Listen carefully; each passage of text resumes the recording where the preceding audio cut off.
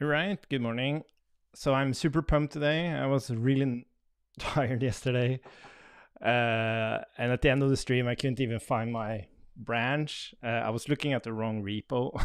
I was looking at the Vue repo, not core repo. I had an old fork, which is also why it had so many conflicts and stuff. Let's see, I just need some music in the background.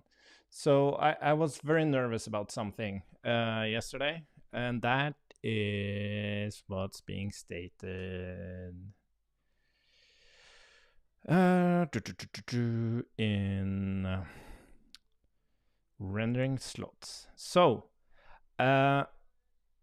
what they're stating here, they're stating something that's wrong. Passing slots. Passing children to components works a bit differently from passing children to elements. Instead of an array, we need to pass either a slot function or an object of slot functions. Slot functions can return anything a normal render function can return, which will always be normalized. This is just to lazily execute the children inside the component that's consuming it. So if I wrote hello here, this will be evaluated on the component that's actually rendering my component.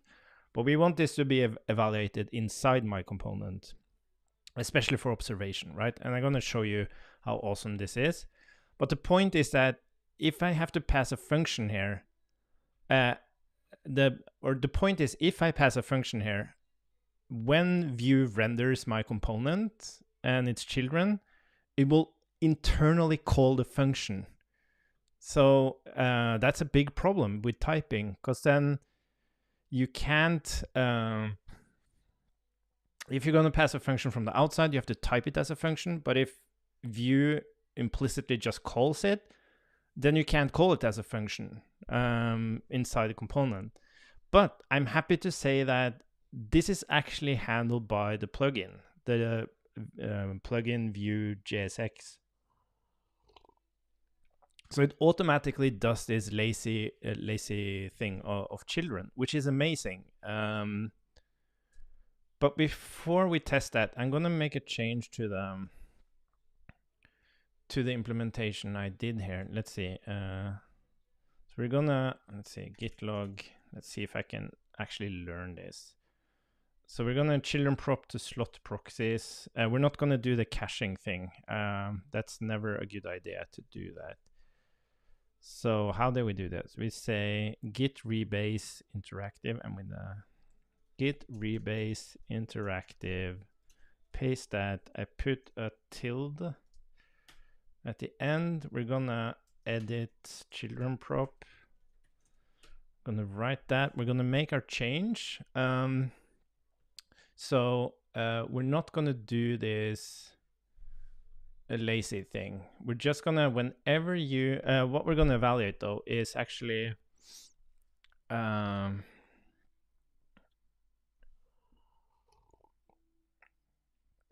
evaluate using a proxy instead. Children proxy. Let's see. So I'm just trying to think about this. So so we can actually do a proxy around the instance slots. And when we do a get, so we get the target, we get the prop, but we also have, what's it called? Apply? I think apply is when it tries to call. Well, now this is the problem. So if we make this a proxy, yeah, if it's applied, that means a trap for a function call. Yes, exactly. So what this means is if it hits this apply, it means that it's trying to call the children proxy.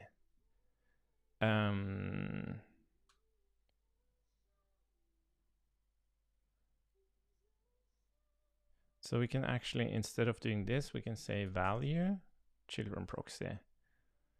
And what we're going to do is, let's see, I'm going to drop that. Let's see how we're going to do this. So we're not going to have a getter there.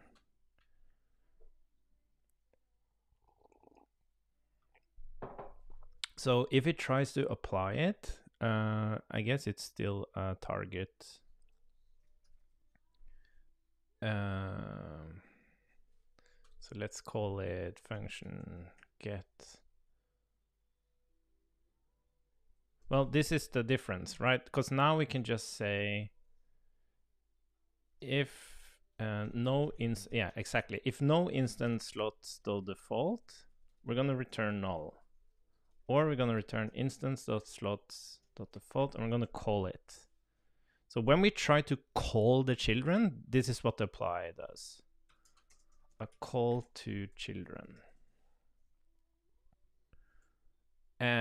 But if we're trying to get a name from the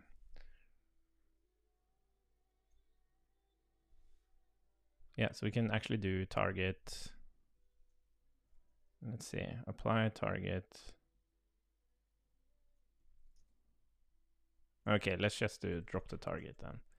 So what we do here instead is we just say if no instance slots prop, I'm gonna return null.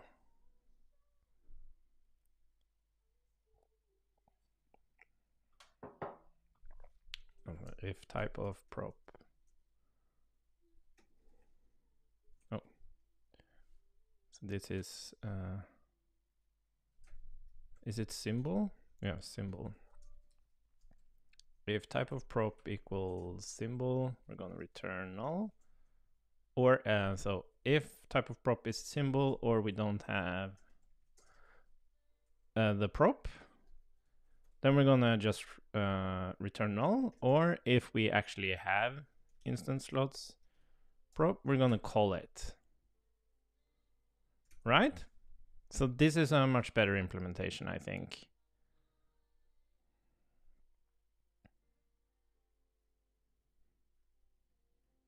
I think we could even just do raw props. So children equals children proxy. I think that's fine. Okay, so I think this is a better implementation. So let's now try to, let's see.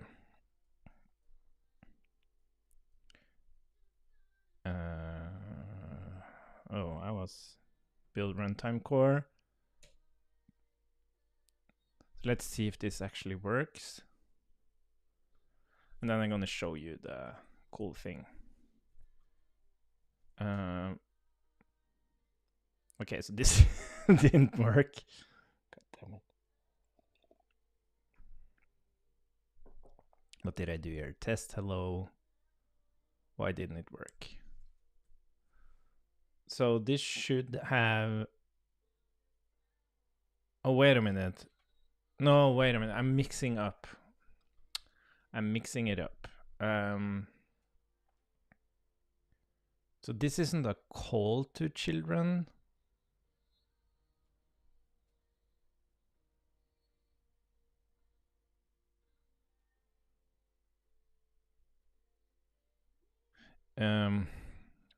This should be just accessing children. How should I put this?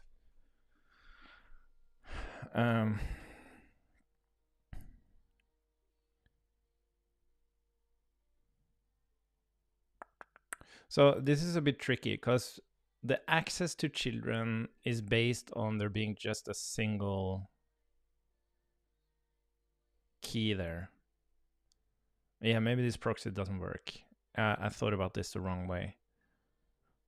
There's no need to have... Well, we can have a proxy. That's fine. But we only return that proxy if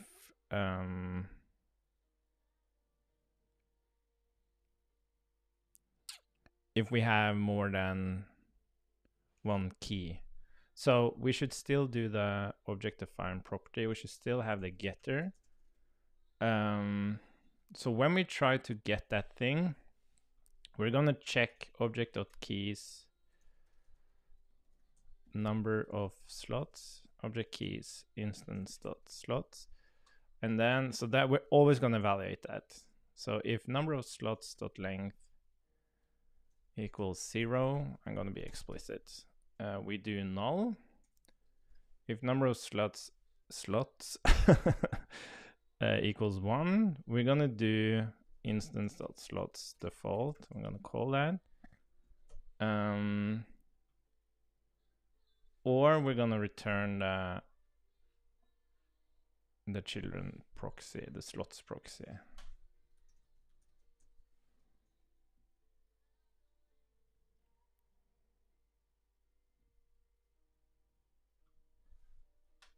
Can I do target here? No, it's just mess, typing mess. Oh.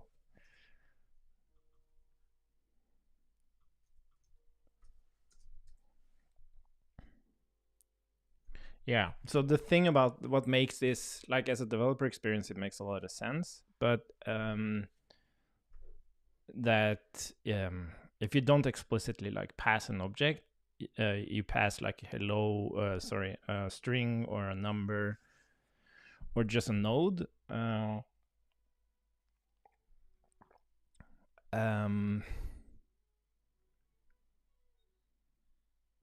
just a node, it's gonna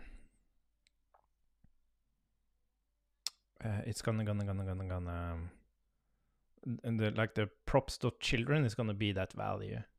But then you can use named props, named children, god damn it, or named slots, and then you want to do children dot thingy. So let's try again. Okay, nice. So what I'm gonna show you is pretty cool. So how does this work now? Yeah, now that shouldn't work because it has fall through, but if I do this, it should work. Oh, interesting.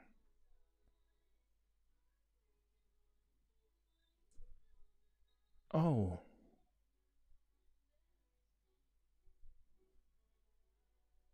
Wait, what? Oh, sorry. Oh my god. So now by default, okay, so just let's make sure it works. So by default, you can use children as normal, right? Hello, Adam, good morning. So this will just work. But if you were to go and do a stateful thing, you have to define children as a prop, like any other prop. That's just how it works. So that still works, but if you move children, it's not going to work because when you have a stateful component, you have to define the props.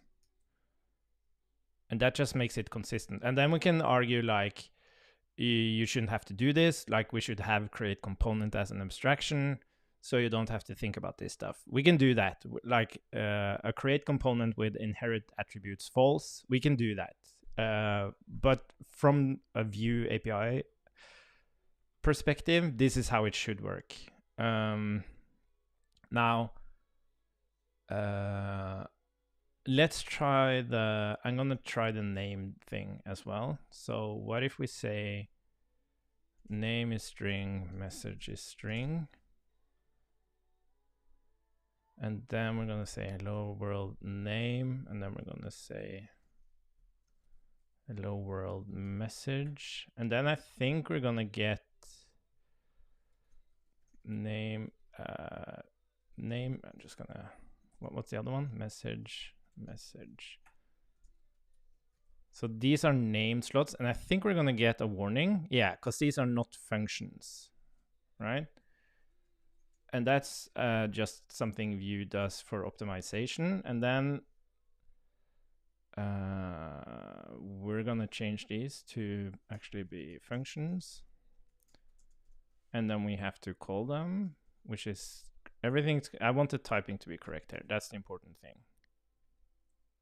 Oh, it's not a function.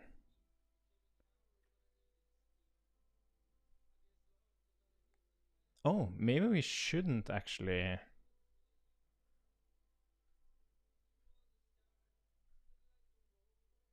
Maybe we shouldn't call it. Interesting.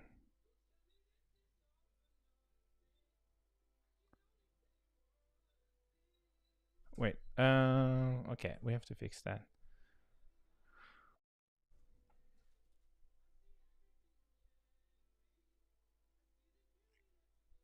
Yeah, exactly. I totally agree that it's annoying that you have to, like, the fall through attributes is a mind bending thing, but it might be actually a really good idea. It's just that we haven't experienced it in an actual application. Because now, by default, you can just say and HTML attributes. Oh, sorry. So this is a HTML header attribute heading element. So by default, you can just add this type.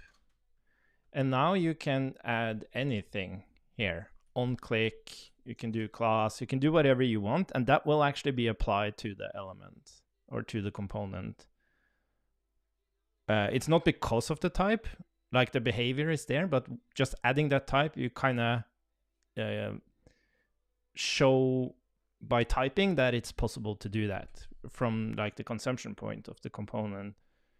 So that might be a really good idea. Like maybe you'll have a lot less props passing, or at least that is the value proposition, is that you'll have so much less props passing. Now the challenging thing is like libraries, because they don't add these HTML attributes.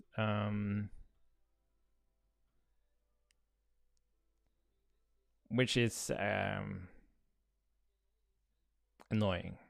So if you were to use like a component library, but again, this is something that they could adopt. Like now it doesn't work at all, right? So that doesn't matter. But anyways, I'm still like hesitant to the feature, but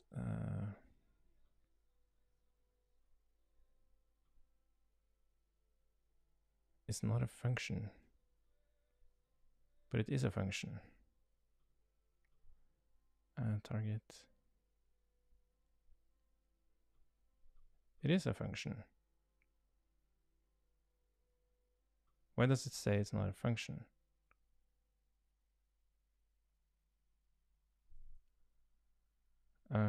Is it because of the prox this thing?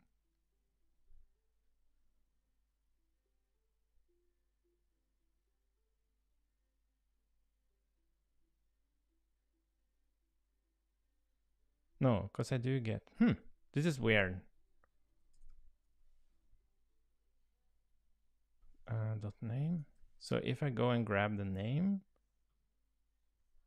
yeah, it's not a function, but we should get the, oh, sorry. Okay, now I get it. Okay, this is interesting. So the named, this is very interesting. So the default, oh, I see what's happening now. Okay, so the thing is, okay, I'm gonna explain what's happening because it's very interesting. So let's move back to the previous example.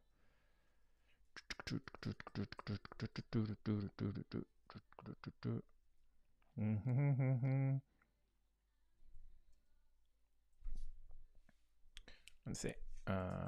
Function test. So what actually happens under the hood here? Oh, no. Let's remove that. What did I do? There we go. Okay, so what actually happens under the hood here with children? If we look at the source, I don't know if you can see it here. So if you look at where we actually, here it is. So this is the div, and here we create the test node, right? It does not have any props, and the child is an object, where default is a function that returns creating the text node hello. So if we look at the code, it looks like this, but it makes it into a function, which is great because that makes it lazy. So if I were to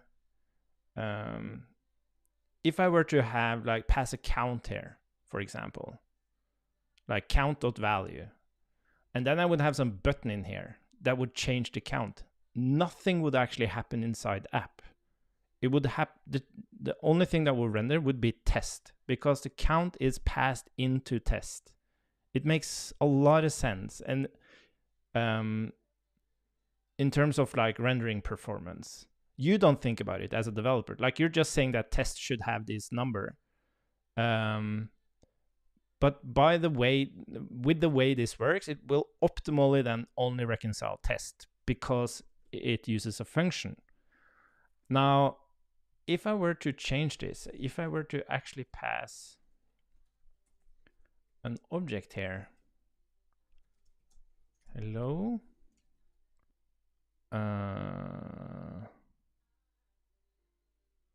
hello, message, message, and let's just type this. Well, first, let's not do that. Let's first do name. Hello, we're gonna look at the rendered output. Children, hello, string, message, string. And then we expect hello to work. And we expect message to work. Oh, was it hello? Oh, sorry. And it does, right? But then we get this warning that it's not a function. So let's look at the source. And if we look at the source, we can see that indeed there's no function there. So the plugin Vue JSX transpiler thing only makes like normal children into function calls, right? It doesn't do that with the object notation, which is kind of, I wish it could just do that, maybe. That would have been nice. Because what happens now is that if we look at the implementation, oh yeah, wait, this is a problem. This is an actual problem. Yeah, because now we have the actual typing problem. Because that plugin thing doesn't do this, this is why the typing works for children. It's because the transpiler changes it into a function. But what happens now is that we define it as a function. The typing is a function. But when this piece of code here, where is it? When this piece of code here calls the named child, under the hood, Vue will call the function we passed as well. So it will actually return the result of it. So now we have a typing mismatch, which really sucks. But I want to argue that the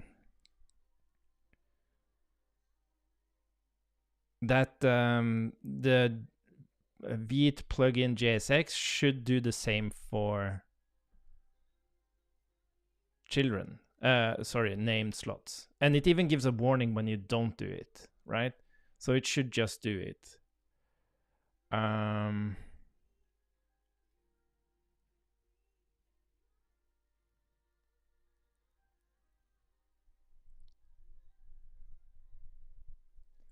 should we handle this?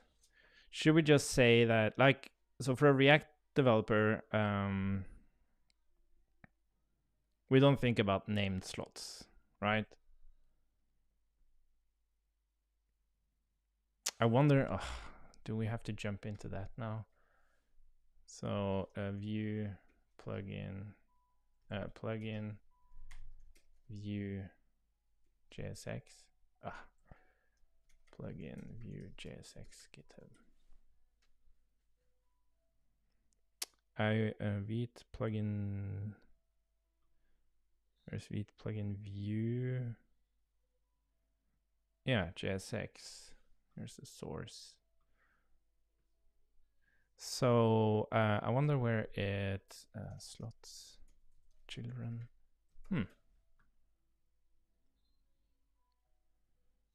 Transform sync. I wonder where it does the. Most of this is really hot module reloading.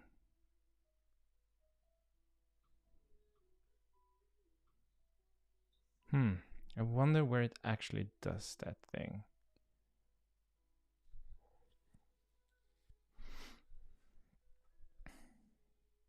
Does it use bubble plugin?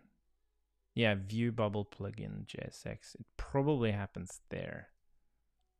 Because I think this is basically just hot module reloading. Transform use ID for script view. Yeah, transform sync. I'm gonna take a look at this one instead. Vue bubble plugin JSX.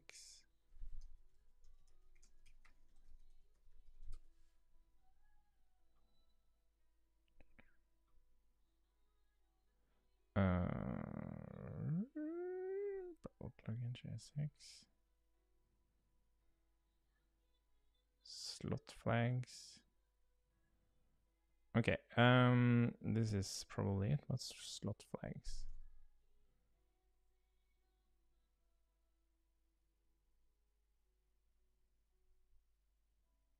Okay, has JSX.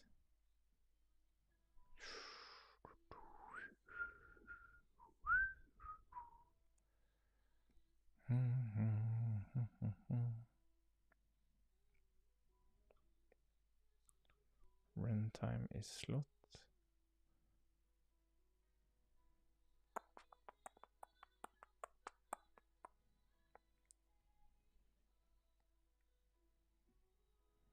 Maybe this isn't very easy to do.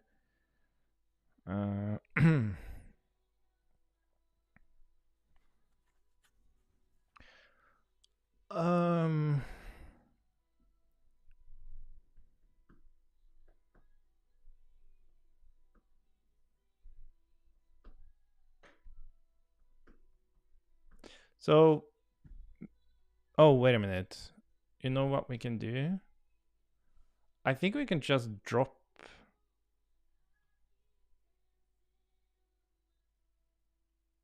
Maybe we can just drop the slots proxy.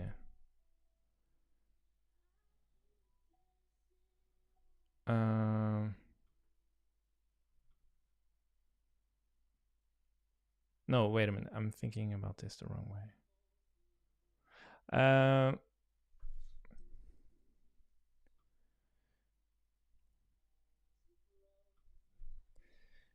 Yeah, so what we can do is that we can say that that since, yeah, I think we can do that. So since Vue already warns you about not using a function, we can just state that it's not, like, it will break. Or it won't break, but it will show a function, and then let's see how it looks. Why is this wrong? Oh, yeah, of course. Const slot.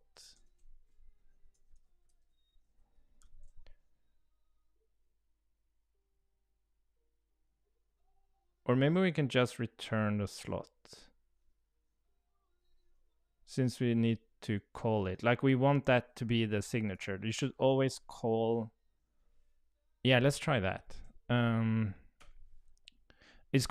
there's gonna be something weird happening when you don't use a function, but still you get the warning, right? So let's see.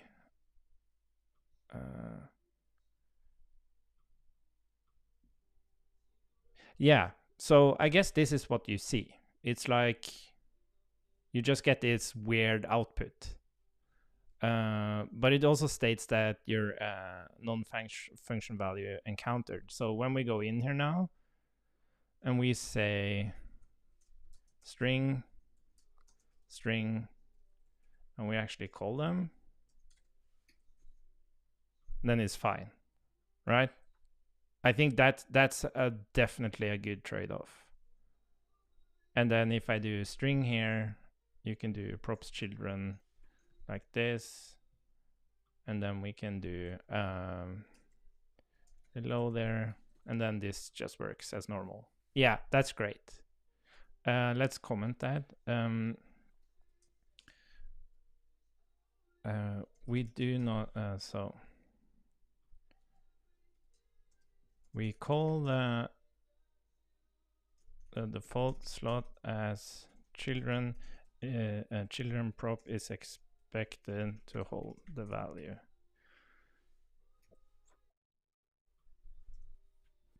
Did you? No, there's no warn. Oh, sorry.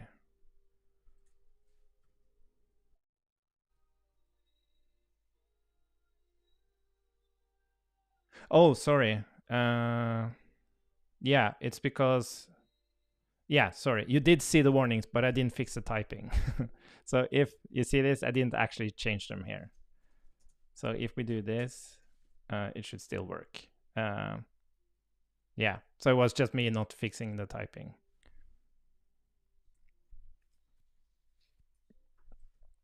In my own app. Did that make sense? We do not call named slots. The reason is that Vue expects these to be defined as functions. To ensure typing is correct, how should we explain this?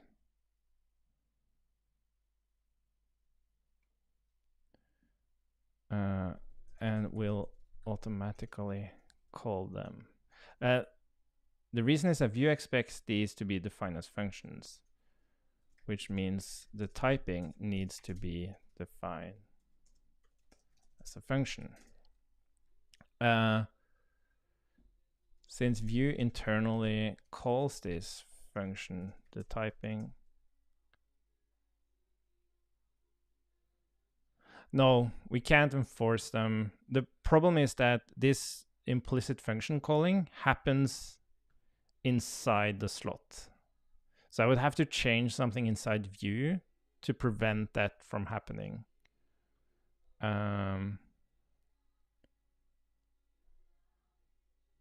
And I did check. Well, we can check one thing. Yeah, sorry. I thought you meant runtime, but you mean typing. So we can check one thing. It's the JSX typing, because now children is typed as like an object. But I think that it's only about like, this is something JSX does on its own. It just needs to know the name of the prop that represents the children. It doesn't care about its typing, but maybe it does, so we can check that. We do not call the name slots. The reason is that Vue expects these to be defined as function, which means the typing needs to be defined. But since Vue automatically calls the function on a slot internally, the typing,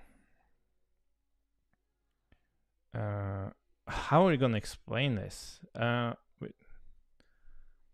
We do not call name slots. I think we need an example here.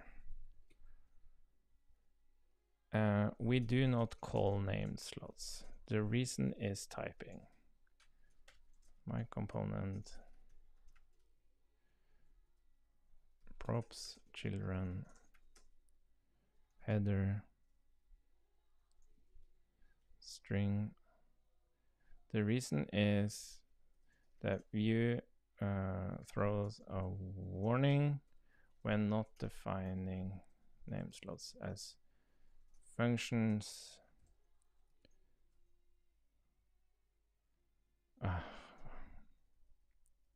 We do not call. The reason is that Vue is typing. So I guess this is fine.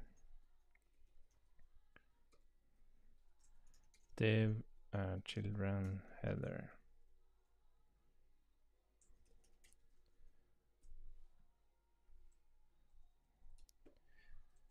We have to type the named slot as a function to ensure it being defined as a function at component consumption site. But Vue implicitly calls this function internally. But Vue internally if we call the slot function. Since Vue warns about not using functions for named slots, we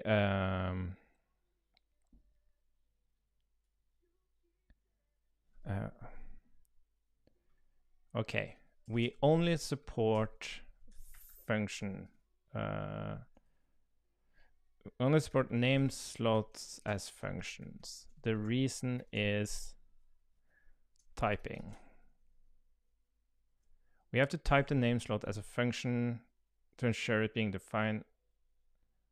But Vue, since God damn it, since Vue, the reason isn't really is typing and Vue implicit call of the function when calling the named slot. If we called instance slots prop, Vue would also call the function returning the contents of the named slot.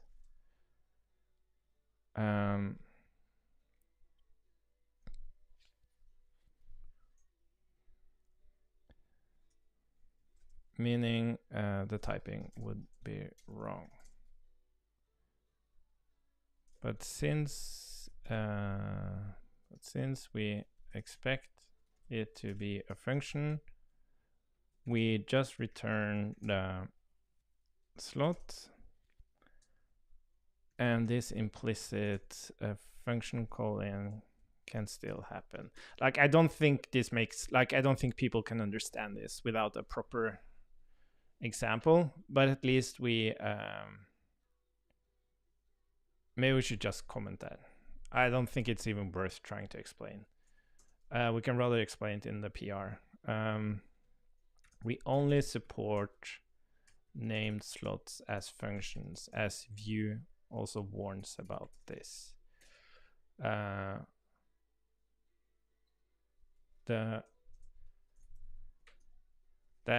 is why we just return the slot, because calling the slot will also call the past named slot function.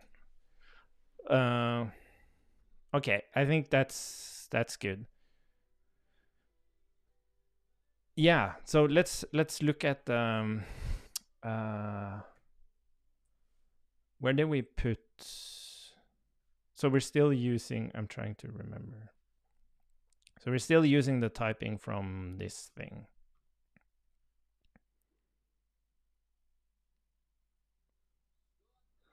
So I wonder if this, what happens if I do, no, wait, we're not doing that, sorry.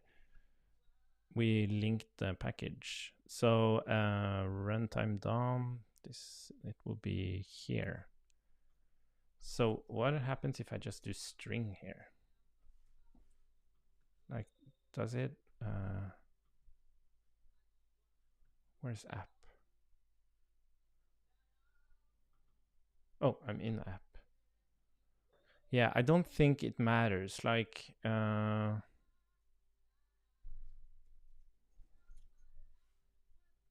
it's just the JSX typing is just about the prop. Like even React does this. Like it has just an object, but you can have numbers and strings, and you can do whatever you want there, right?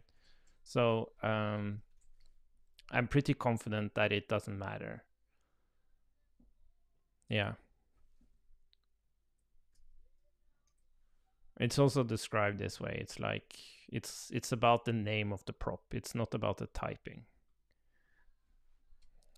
It's the same for these ones. It's not about the typing. So, but I think this is perfectly fine. Cool. I'm gonna. Yeah. So one thing we're gonna do here as well is we don't have to change the order now of the. Where is it? Component? Was it component?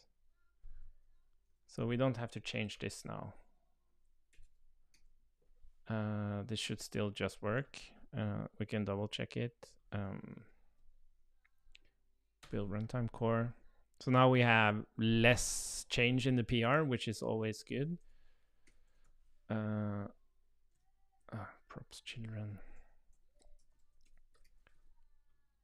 Oh. Oh, interesting. It didn't work. Damn, why didn't that work? Why do we have to init the slots before?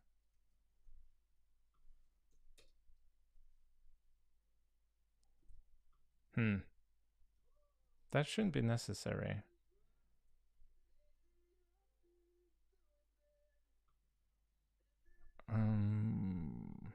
That should not be necessary.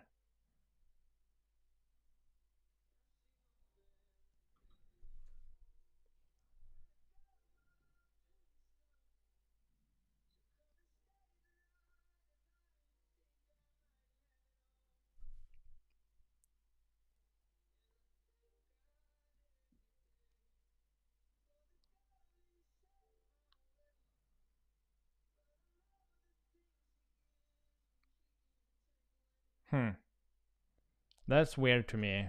What's doing that?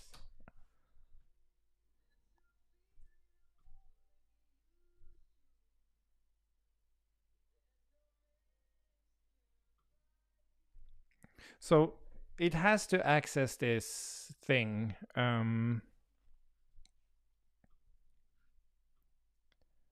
This is weird. Like that was the whole point of just doing this. So every time it tries to access children, it will look at the number of slots. But why doesn't it? It's almost like it's. This is super weird.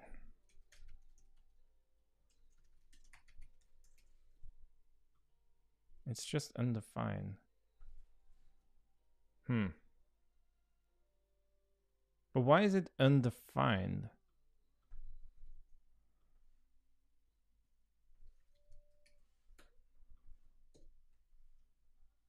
Because it's almost like it's not there. Now it's null. Okay. But how often?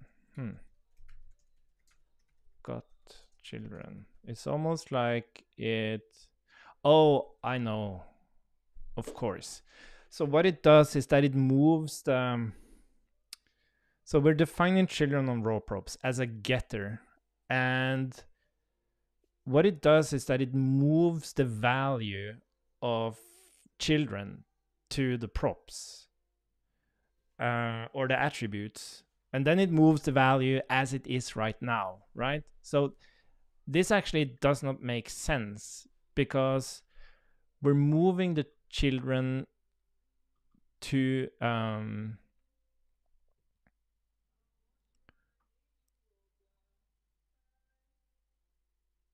Yeah, we're moving the children to either props or attributes, which means that it's no longer a getter. Is there any way we can prevent? Because I just have a feeling that's like initializing the slots before the props is gonna create issues.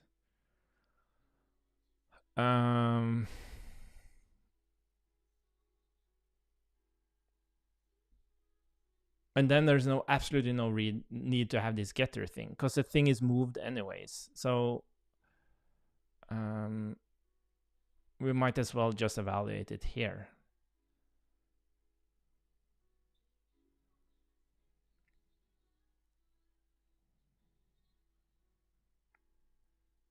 Yeah, I think we have to do that. We have to evaluate the slots first, but then we don't have to do all this stuff.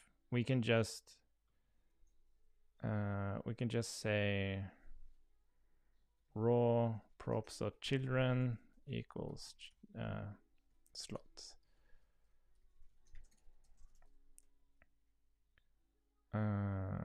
Yeah.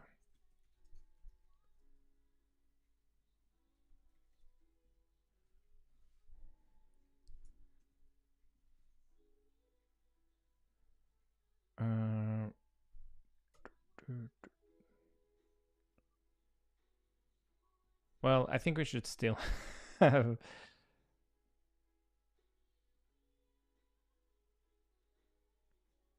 No, wait. This is not right.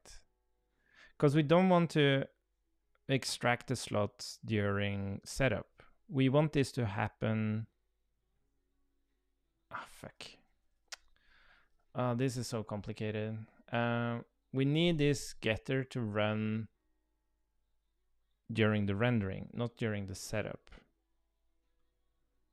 But because it's being copied over, like we really want to copy the getter, which kind of sucks. Yeah, we have to do this differently. I think we need to.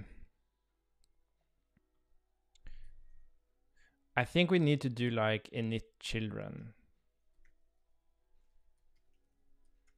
instance.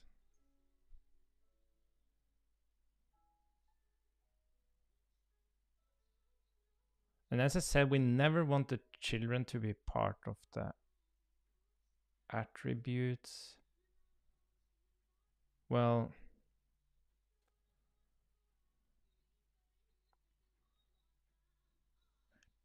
oh, but maybe we can do this in a better way now. Yeah, so if we rather say init children here, we're much freer to like do. Yeah, okay, we're gonna do this. So init slots.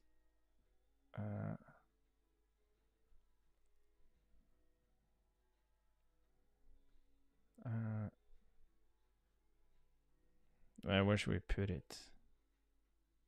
Component props. I think we should do it in component props. So we're gonna call this init children, and we're gonna export it. And we're just gonna get this thing. And then what we're gonna do, we're gonna evaluate the same thing as they do down. So init props, we're gonna drop this. And here we can see they're doing like, this is how they evaluate if it's gonna be. Oh, and then we could just put it on the instance props. Yeah, this is perfect. This is how we should do it. Yes, this is much better because now we can put it on the instance props, which is either the attributes or the props based on what's being done here.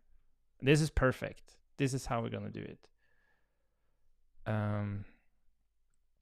So we're just gonna define object, define property, instance props. We're gonna add and this is only if children doesn't already exist. If instance if children in yeah, this is perfect. We're just going to return for backwards compatibility. Object define children, then we do get, and then we shove this thing that we had in there. And let's see, return slots proxy.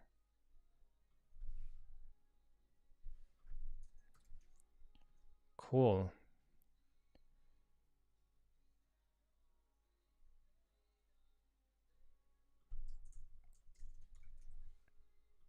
Okay, so we don't add children if we already have it there. Then we create a slots proxy where we say we only support name slots as functions. And then we define the children. And what's interesting here is that we could now safely... The thing, what I'm thinking about is reconciliation. I don't think you can actually change your slots dynamically. Maybe you can, but yeah, this doesn't take much compute, so...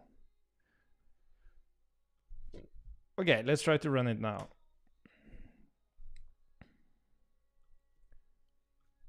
So that's still running. Let's try the name thing. So name string, well, should be a function. Name, let's call that. And let's do, oh my god, name hello.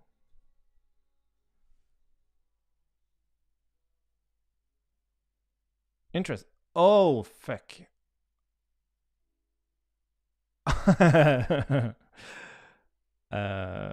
Okay, that good thing I checked that.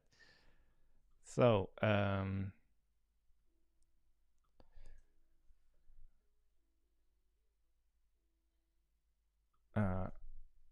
slot keys, slots keys, and slots keys 0 equals default.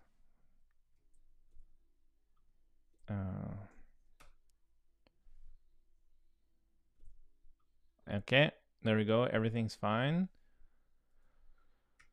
And then let's make this thing stateful. Const test equals define component. And yeah.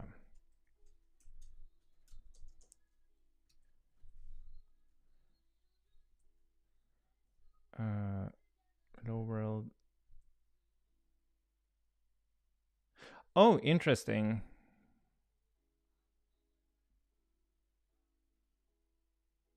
Oh, interesting. Okay, so now we actually don't have to... Oh, this is nice. So now the children works regardless, right? But does it leak through? And it doesn't leak through. That's great. Oh, this is perfect. So now the children actually works without explicitly defining it. But it still works if you do explicitly define it, I guess. Oh, it doesn't. Fuck. Cannot read properties of undefined. Ah, fuck. This is freakishly difficult.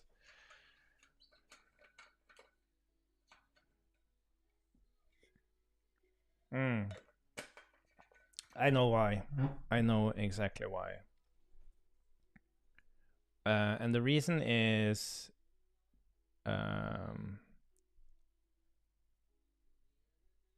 now this is undefined. So children is on the instance props because we defined it.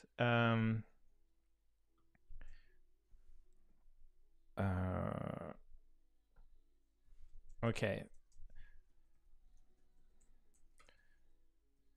not equals undefined. So if we do this, then it should work again. Yeah. We check explicitly for undefined because adding children as prop type as a prop option will make it undefined.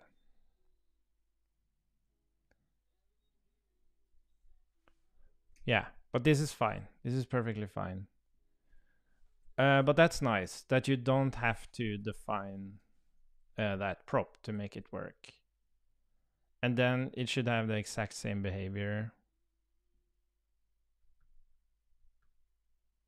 Oh yeah, with that thing, and then with children being string.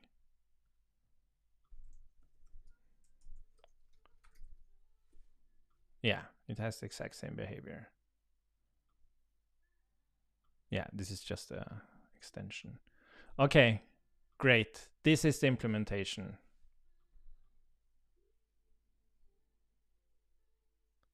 Oh, instance props. Sorry. Children. Yeah. Oopsie.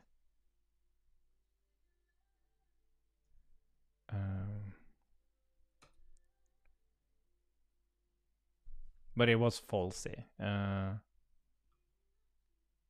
Wait a minute. It's not. There we go. Sorry. If not equal to undefined.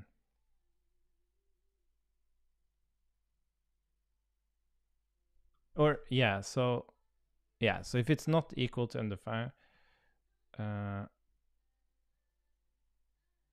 for not undefined. For backwards compatibility, we check if the children already has a.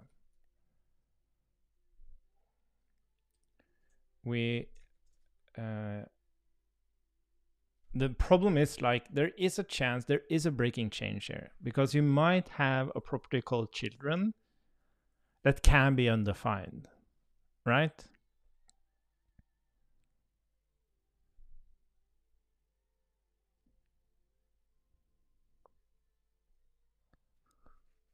What we can do though, you know what we're gonna do instead? No, that won't work.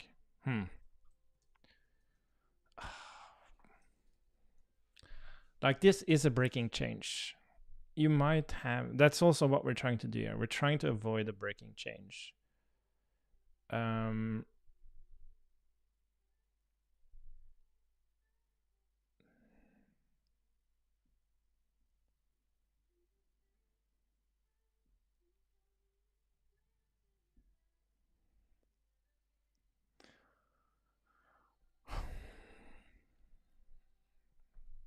But it's such an exceptionally extreme edge case. Like you have to use JSX with Vue. You have to have a component that takes a prop called children, and that prop can be undefined.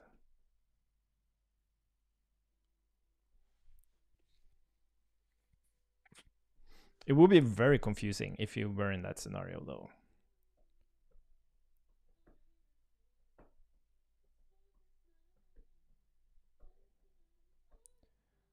Actually, what I think we need to do, we need to pass in. So props here, where's props coming from?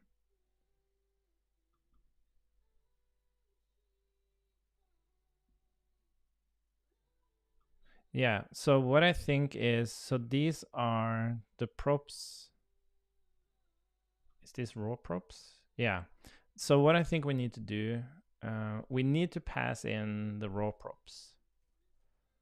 And the reason we need to do that is because we need to check if you actually passed in. So we're going to do raw props here, data or null. So if, yeah, I think this is a better check. So if row props and children in row props. For background, we check if the user explicitly passed a children prop. Yeah.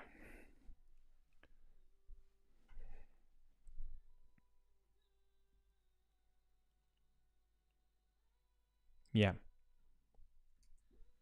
For backwards compatibility, we check if the user explicitly passed a children prop. In that case, we do not override with children.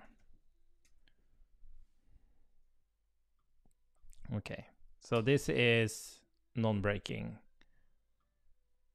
So we're going to test this. So we have hello there. So what if I were to pass in children blippity blue? And I were using the old use slots dot default. Let's see. That should cannot set property children. But didn't I explicitly pass it now? If row props and children in row props. Return. Why does it say? Oh, on H1. Oh, you know what? This is interesting because what's happening now is that it's a fall through attribute and it tries to apply to the actual children element. So this is more us having to say, like, it would be very weird if anyone would ever do this. But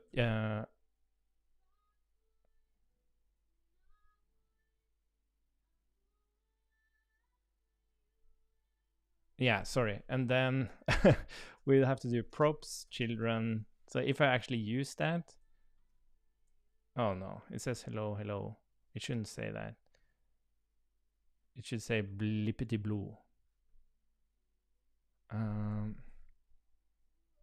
So why didn't this work? Raw props.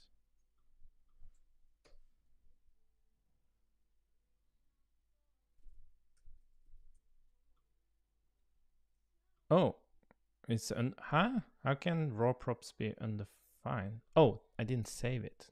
God damn it. There we go. So this is what we wanted. This is backwards compatibility in action. And no breaking change. Nice. Oh my god. All the things we have to think about. So let's remove this. For backwards, we check if the user explicitly passed a children prop. In that case, we do not override with children. Yes, this makes a lot of sense. And then we have some runtime checks, and then we only support name slots as function, as we also warns about this. That is why due to typing. Vue also warns about this. Also warns about not using functions for named slots.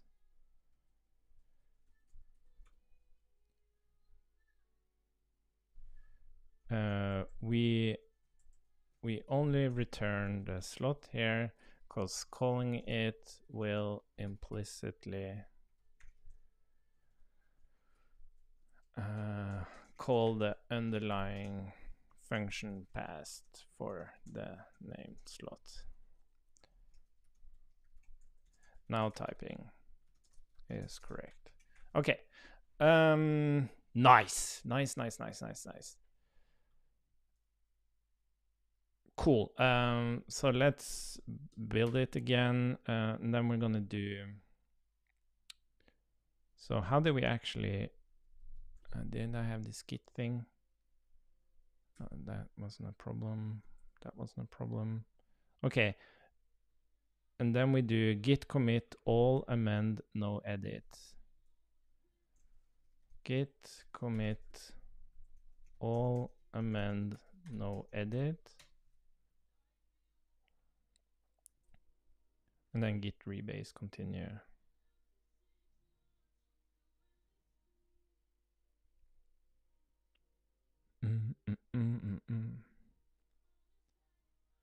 Git rebase continue. Git push force. Nice. Yeah, so the thing I wanted to show that's like really, really awesome is that if I have this test component and I say that it can take like a count like this, and then we're gonna log console.log render test, and then we're gonna make this app const app equals define component. We're gonna make it stateful. Oh, let's remove. Yeah, let's just do export default. And then we're gonna give it like a count here, ref 0. We're gonna say, oh, what's this, the to-dos thing? And then we're gonna create a button here, increase, and when we click it on click, we're gonna do count value plus plus, and then we're gonna pass the count here. Sorry, count.value. And then we're gonna say, oh, let's return this. Console.log render app. And this is really, really cool. So now, of course, it renders app and it renders test. When I click in case here, which should be increase, it just renders test. Because I'm passing the count down to test. Which is great as a child. Which is great, right? And also if I were to pass it down as a prop,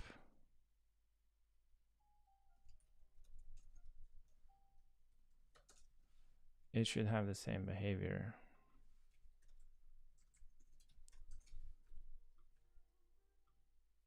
Oh, it doesn't. Oh, this is interesting.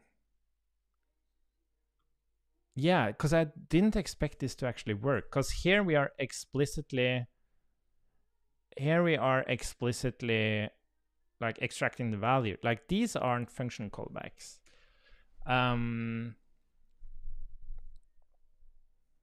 Like I would expect this to, you have to pass the actual ref down for this to work.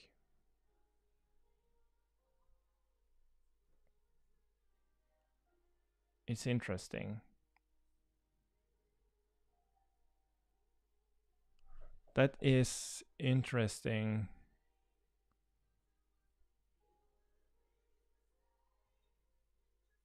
Because now it's the app that's observing this value.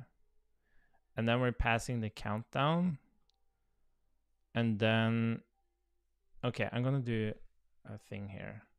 So const count 2 equals ref 0. So we're gonna increase, first we're gonna increase count 2.value plus plus. If count 2.value is more than 3, we're gonna return. So let's see. So now it renders both, it renders both. Oh, sorry. I'm not actually looking at increase. We're not actually using, but that's the point, really. Count 2.value. So we're increasing, and now it's only rendering the app because the count hasn't changed. The property hasn't changed here, so it doesn't render that other thing.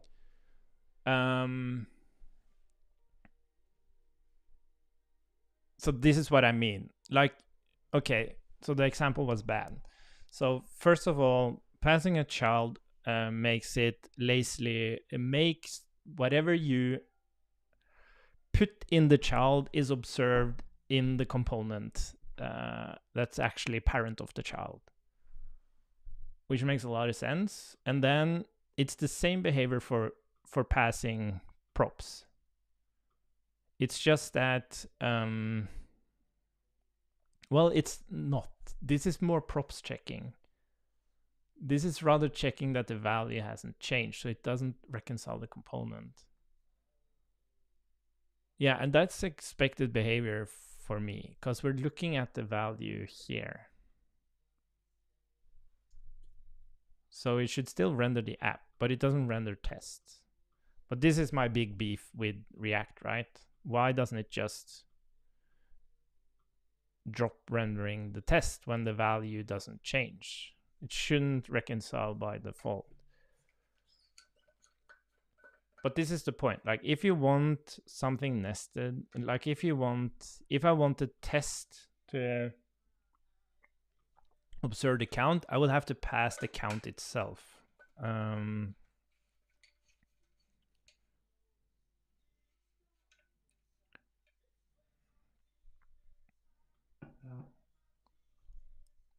Yeah, and if you share state, this doesn't matter because then you actually access it from the test component. This is more like, how does props passing behave?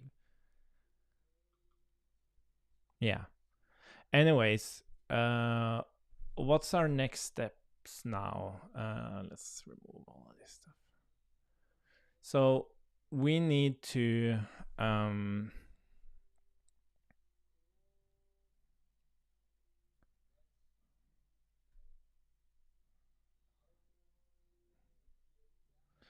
so I'm thinking we're happy with contribute draft PRs visible on source repo.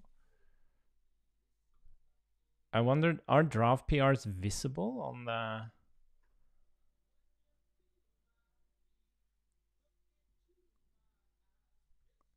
will that be visible on the Vue repo?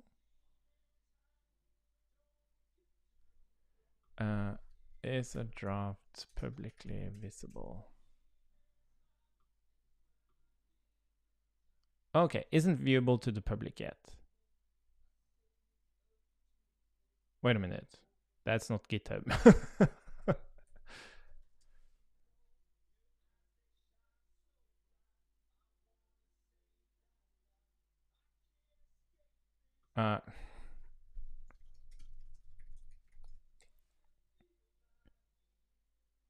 You push your change as a draft. Oh, what the fuck?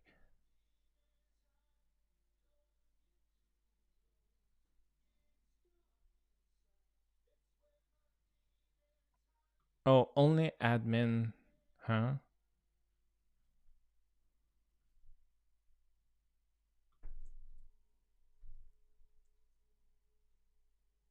Oh, what the fuck? I'm gonna ask Jen.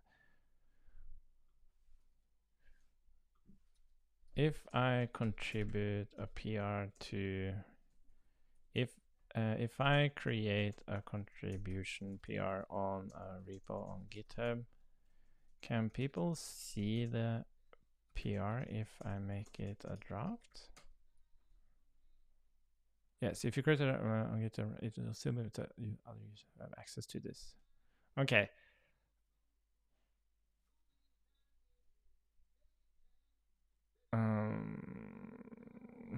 I don't want to add it until it's like done. I guess we'll have to use like a gist or something.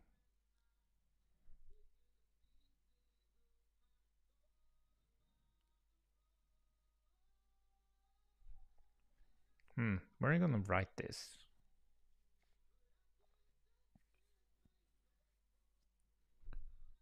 Oh, this kind of sucks, right? Okay, we're just gonna create a gist.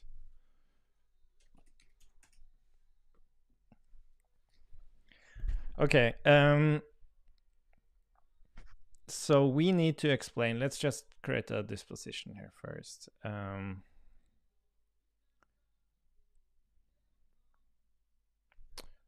Short TLDR. Link to article. Summary of changes. And then we're gonna first talk about, so what commits do we have here? Where was it? View.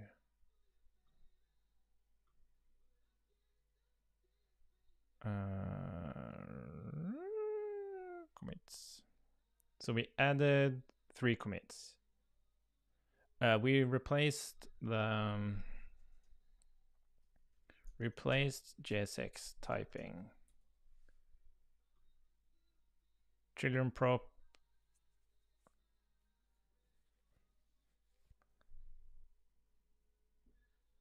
And then we have the children prop to slots proxy for JSX and typing. Okay. Add children to slots proxy.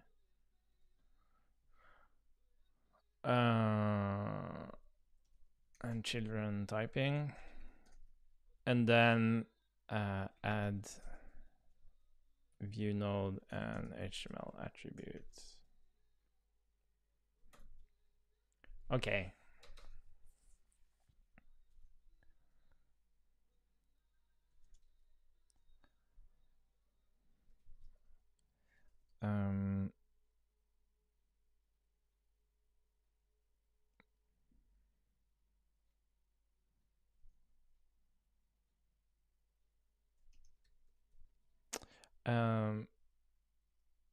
Yeah, and I also want to link to article, link to streams. So what I want to explain is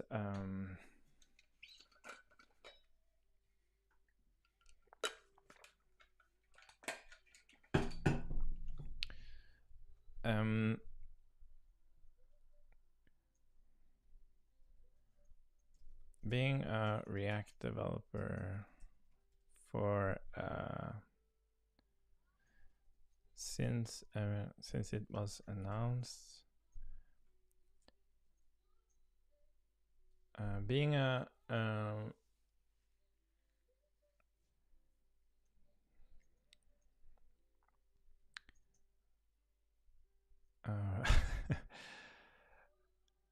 being a React developer since it was announced, I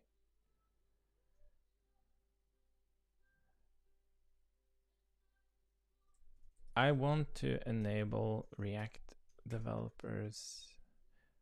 I want to lower the threshold for React developers to adopt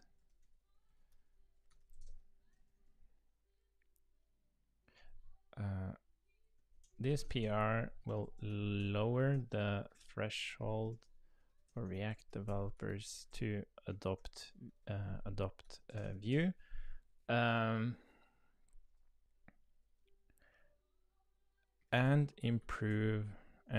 greatly improve its JSX typing capabilities.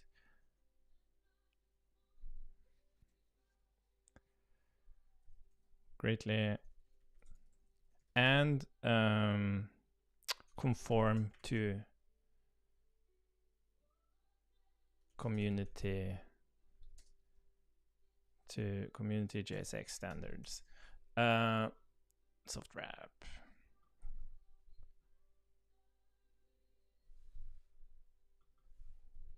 And conform to community JSX standards.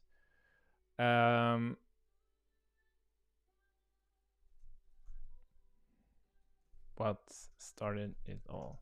I wrote an article about what did I call it? Giving out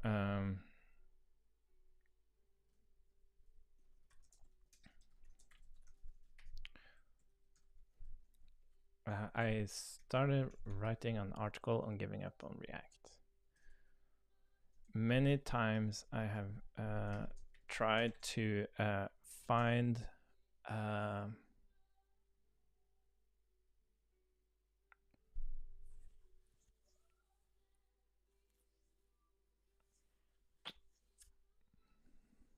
try to find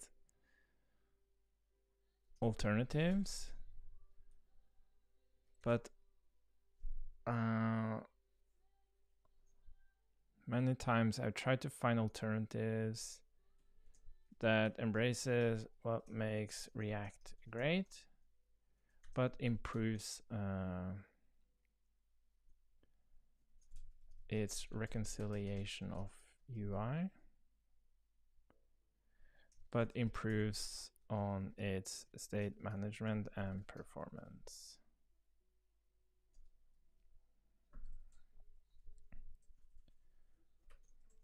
It also having a great and inspirational community and ecosystem of tools. Vue is definitely this. It's definitely the framework that gets us as close. Means I try to find alternatives to React that embraces what makes React great, but improves on its state management and performance. Also having a great and inspirational, awesome and inspirational community and ecosystem of tools.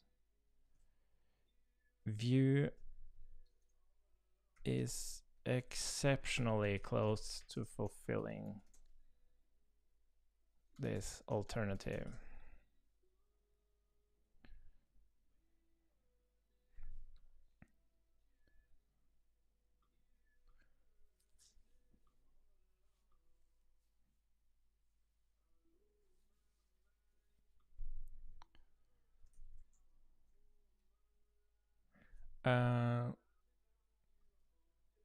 Would need to be part of that transition.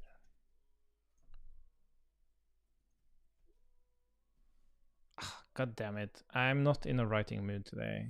I started writing an article and giving up.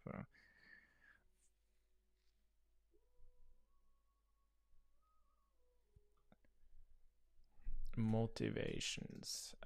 I am writing an article and giving up on React.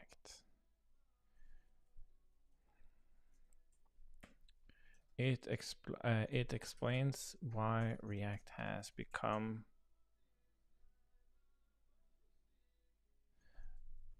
has diverged from its origins and become a source of frustration for building complex productivity applications.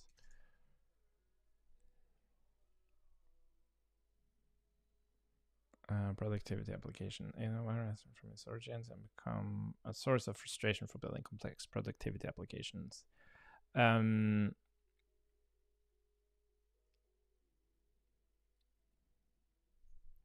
article further explores how Vue can, with its amazing community and ecosystem, can become an alternative.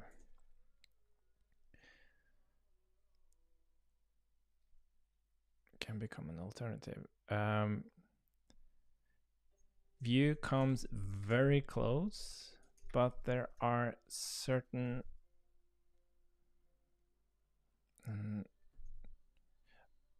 but its main focus on single file components has caused its JSX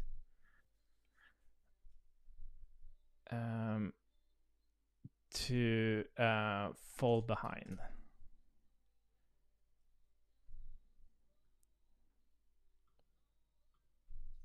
And become unadoptable. Is that a word? Unadoptable.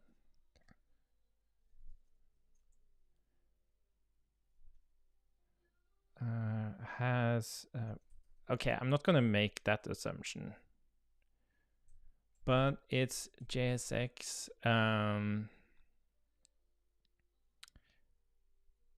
has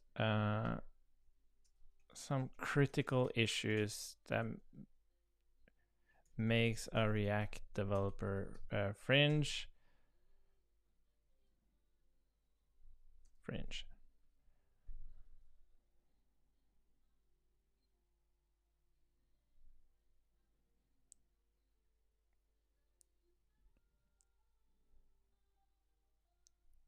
Very close, but its JSX has some critical issues that makes a React developer fringe. Instead of building abstractions to fix it, I wanted to find a scope that could generally improve Vue at the core and make the core library as adoptable for JSX as for single file components. Adoptable.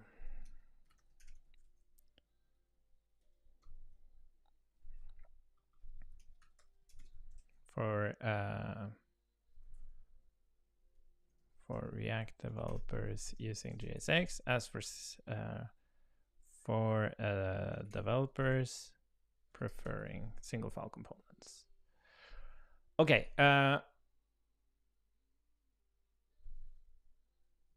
All this work has been streamed on this channel.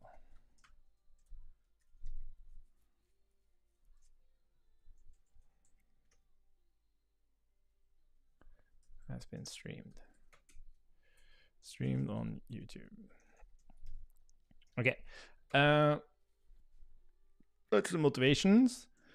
Summary of changes. Replace the Vue. Is it Vue runtime? Was it runtime DOM? Runtime DOM.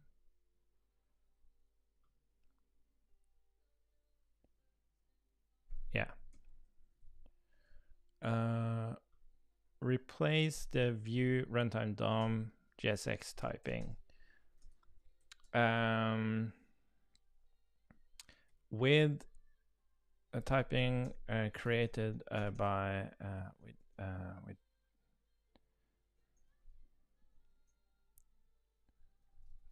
solid.js. Typing created by solid.js, inspired by Inferno.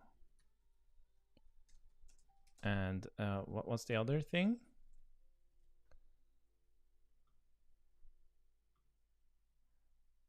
Load diff.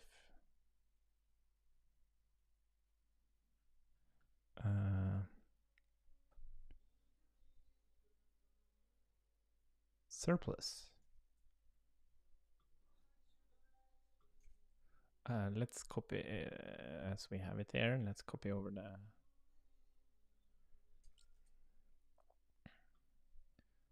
surplus. Inferno.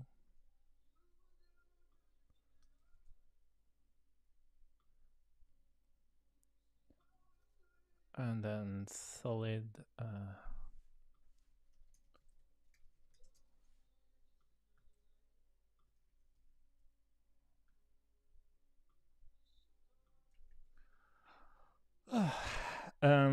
Replace the Vue runtime DOM with typing created by solid. It has been adapted to Vue.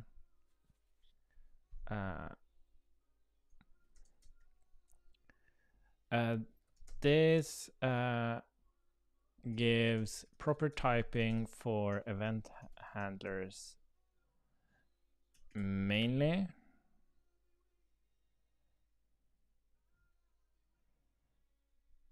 and is up to date with HTML attributes.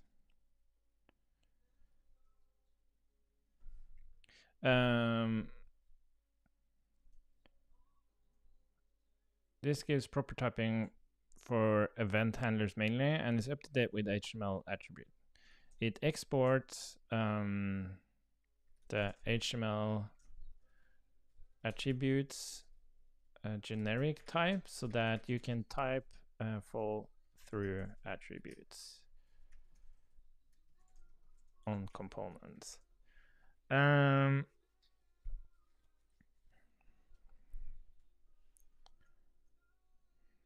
This gives proper typing for event handlers mainly, and it's up to date with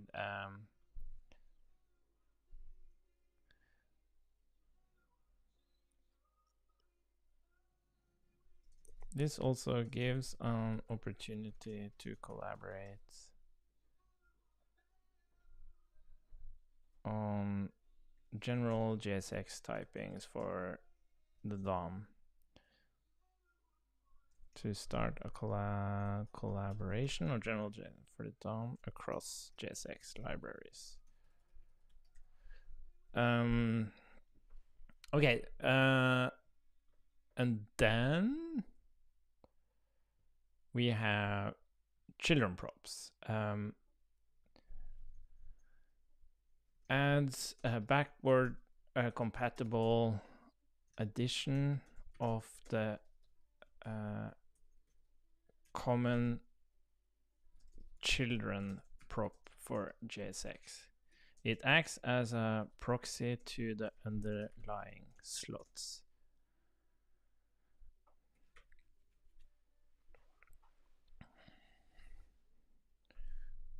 Okay, so we shouldn't with JSX typing replaces with modern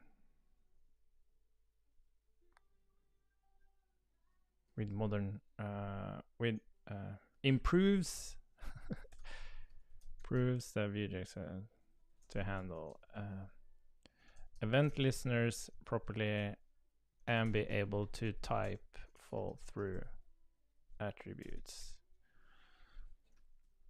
Add backward compatible addition of the common children prop for JSX. It acts as a proxy to the underlying slots and is now properly typed. Add view node. Okay, properly.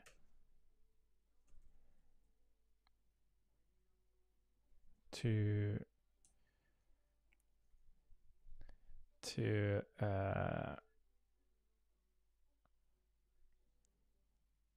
latest HTML and handling of event listeners. Listener event typing property.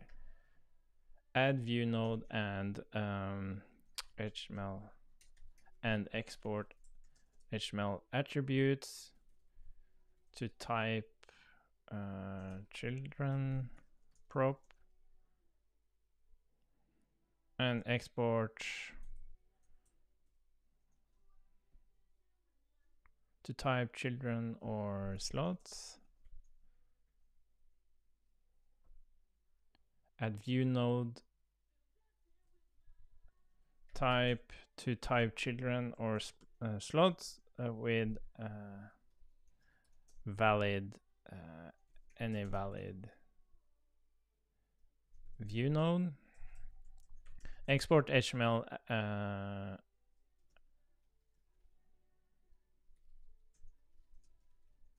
HTML element. Export HTML attributes to type fall through attributes. Summary of changes: improves the Vue runtime DOM JSX typing to latest HTML. typing and handling of event listener, and now properly types events on event handlers.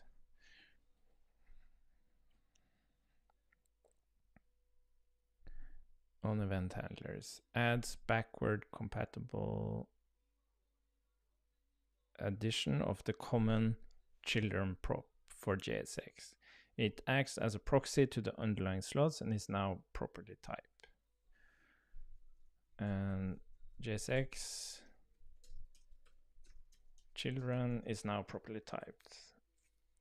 Add view node type to type children or slots with any valid view node. Export HTML attributes to type fall through attributes. Okay.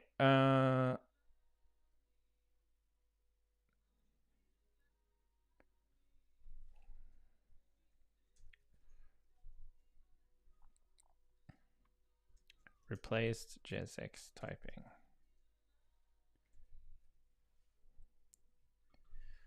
The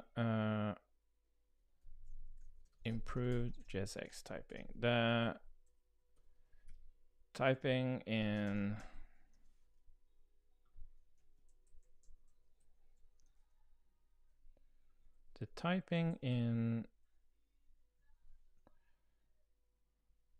was created by Solid.js, inspired by Inferno and Surplus. It has been adapted to Vue. This gives proper typing for event handlers mainly and is up to date with HTML attributes. It exports generic types so that you can type fall through attributes on components. This also gives an opportunity to start a collaboration on general JSX typing for the DOM across JSX libraries.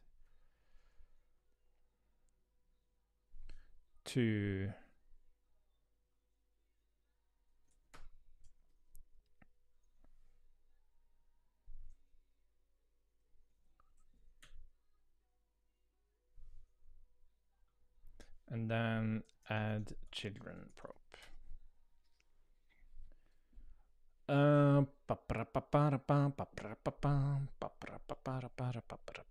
We also have to read the contribution guide here. There's probably some stuff that's expected, probably tests.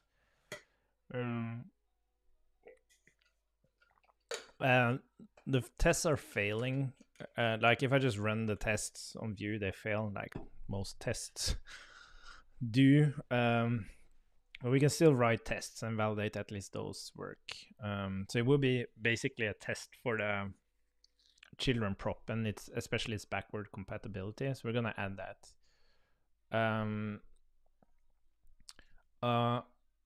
The common pattern in JSX is to use a children prop to represent the past children to the component.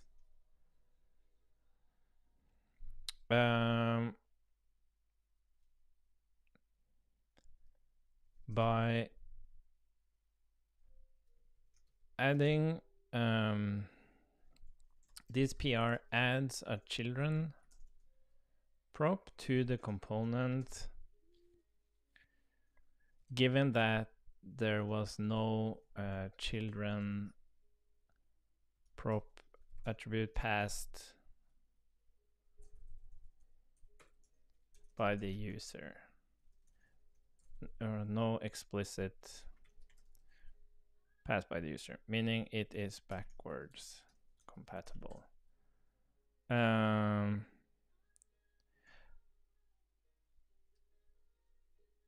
Though it is highly unlikely anyone has ever done this, as fall through attributes behavior would create an error on the element, would create an error as you try to add children prop to a DOM node.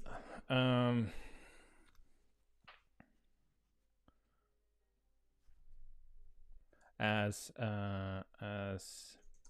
children already exists on the DOM node. The common pattern in JSX is to use a children prop to represent the past children to the component. This PR adds children prop to the component. There's no...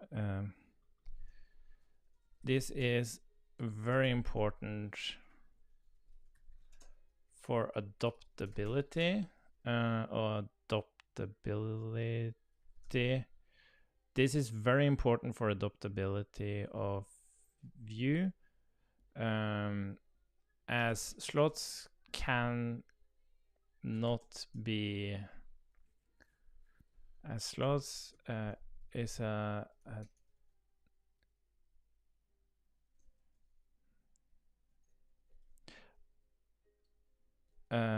this is very important for adoptability of Vue, not only because of the common JSX pattern of a children prop, but also to have typing for children when consuming components.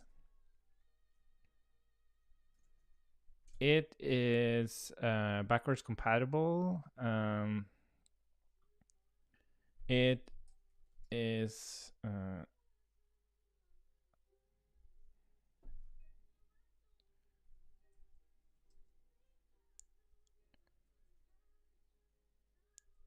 okay.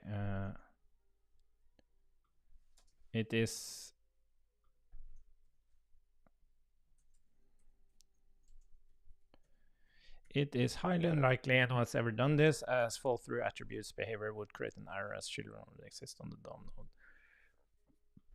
This addition is very important for adoptability of Vue, not only because of the common JSX pattern of a children prop,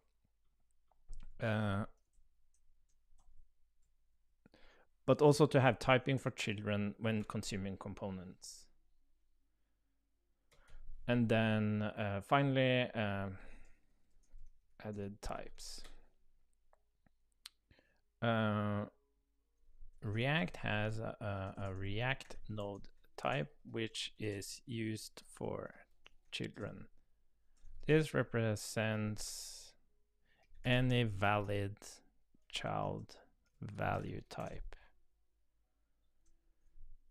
Vue now has its own Vue node that can be used to type children.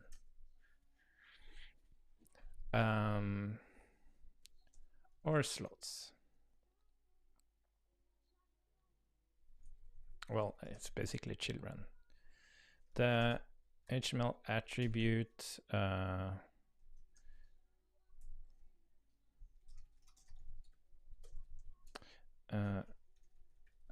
the type is also exported so that users can type fall through attributes behavior. Okay, so let's give some examples. I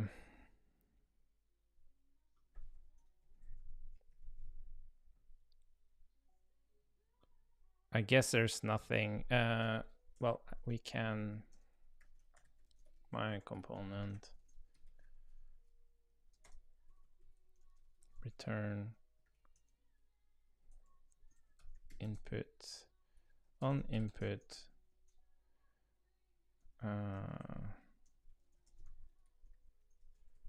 event target.value.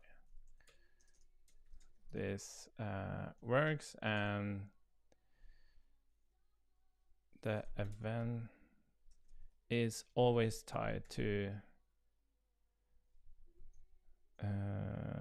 and the event and the target is always the correct HTML element typing. It's always is. The target is the correct HTML element typing. No errors.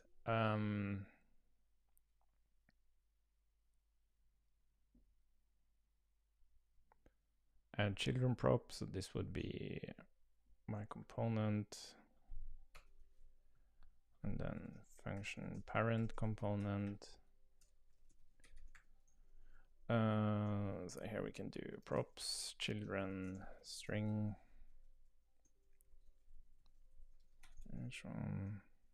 props dot children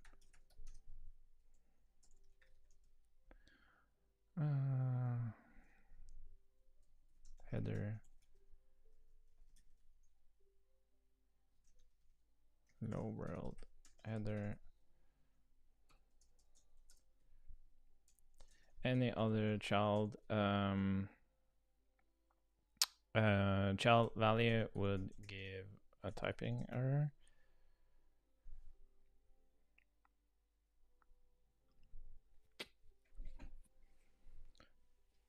This PR adds children prop to the component given that there was no explicit children prop attribute passed by the user. It is highly unlikely anyone has ever done this, as fall through attributes behavior would create an error as children already exists on the DOM node. This addition is very important for adoptability of Vue, not only because of the common JSX pattern of a children prop, but also to have typing for children when consuming components. You can still use the named slots feature by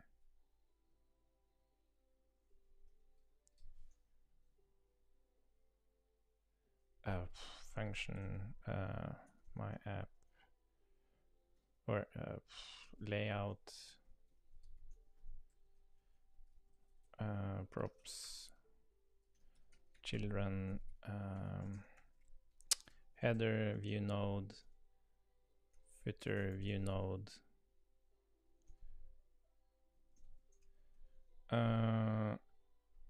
where do you return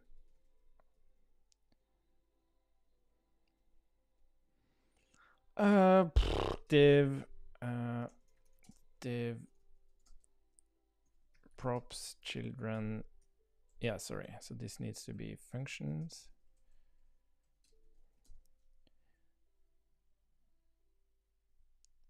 so this would be header main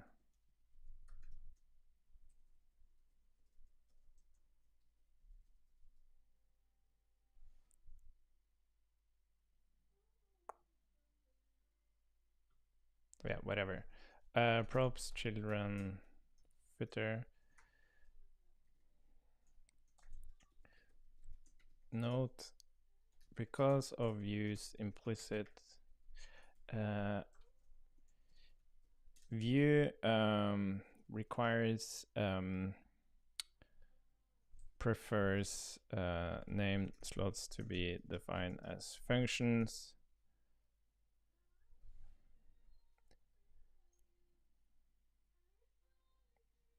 What would happen here? Yeah. Vue has implicit call of the slot function, which I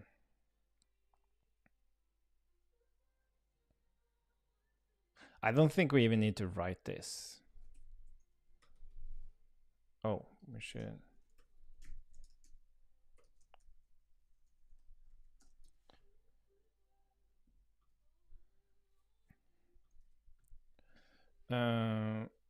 Is there anything else to say about children?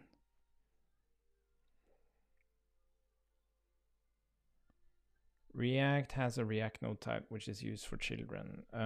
This represents any valid child value type. Vue now has its own Vue node that can be used for type. Oh yeah,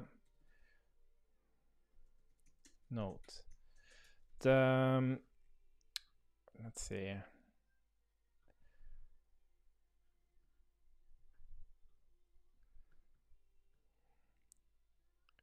Passing slots. The current documentation for passing slots states that you have to pass children default children as a function, but this is not true. The Vue.js plugin Vue.jsx automatically transforms default children to a function.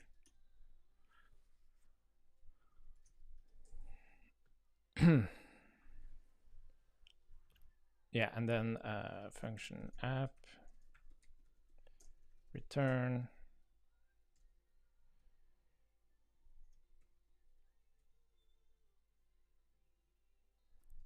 Let's just do this.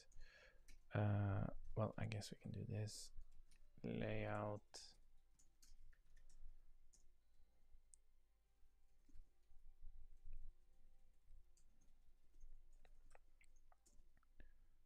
Header. Hello. Footer.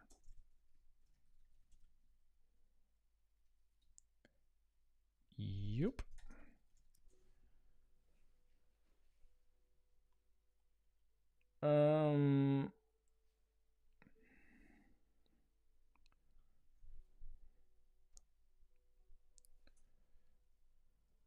Would be nice if it also automatically transformed named children.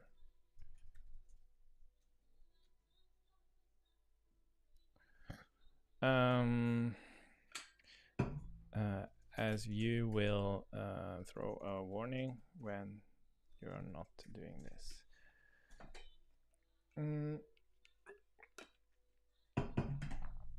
Okay. Edit types. Oh, there's a bug in. You see this? There's a bug in this Markdown editor. I'm not sure what it is. So this would be TSX. My component, props, children, vnode. So import vnode from Vue, HTML attribute.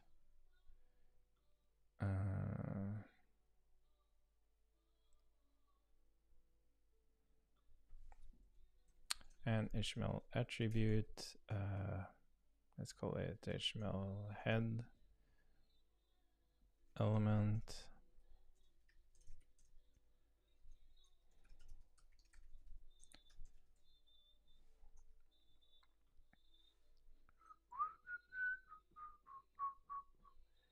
So function app will now be able to do return header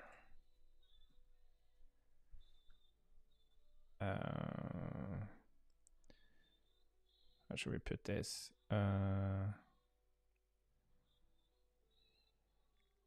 Return yeah, whatever header.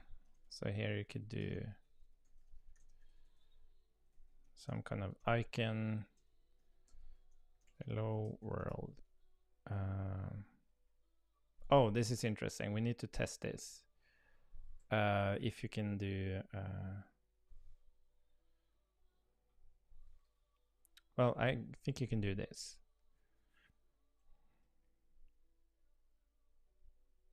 Well, no, that should actually just be vnode. We need to check that. What was I doing? Oh, on click.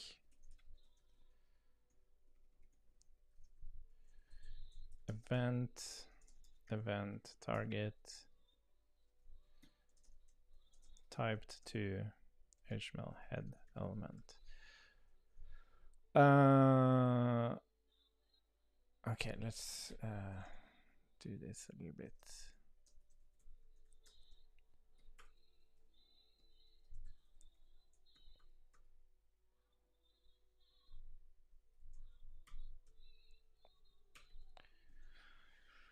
Header on click type to HTML head element icon hello world.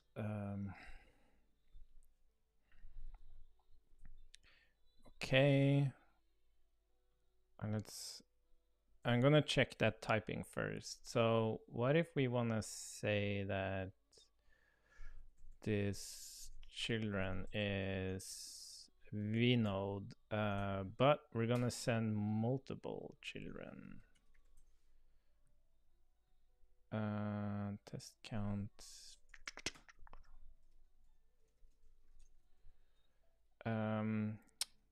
Div hello world.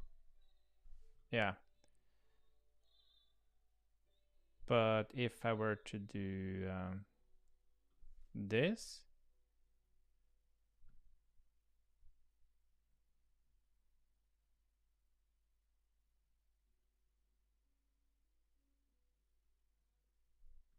oh, sorry, not vnode. Sorry, it's view node.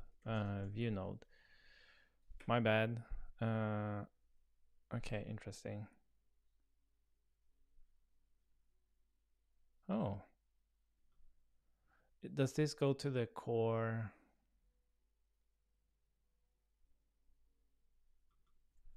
Yeah. Or view node. I think it needs to work like that. Yeah. Okay, we're gonna fix that. Where is the underlying thingy?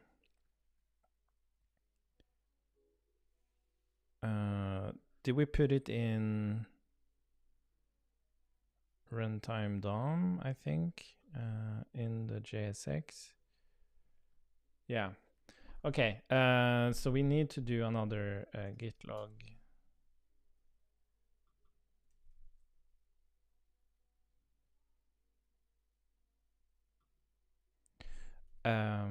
Quit. Let's try now. Git rebase interactive. And we're gonna edit or view node like that.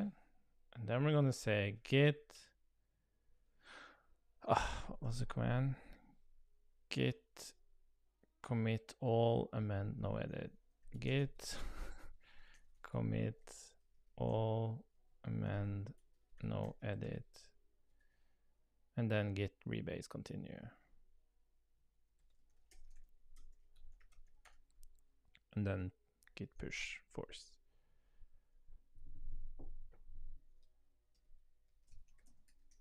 Cool. Okay, let's read it. So this PR will lower the threshold for not just React developers, but this PR will lower the threshold for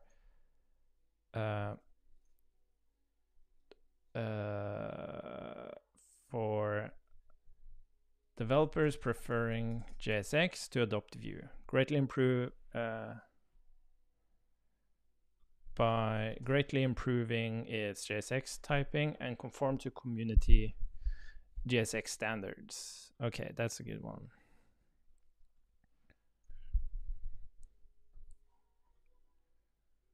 I am writing an article on giving up on React. It explains why React has diverged from its origins and become a source of frustration for building complex productivity applications. The article further explores how Vue, with its amazing community and ecosystem, can become an alternative.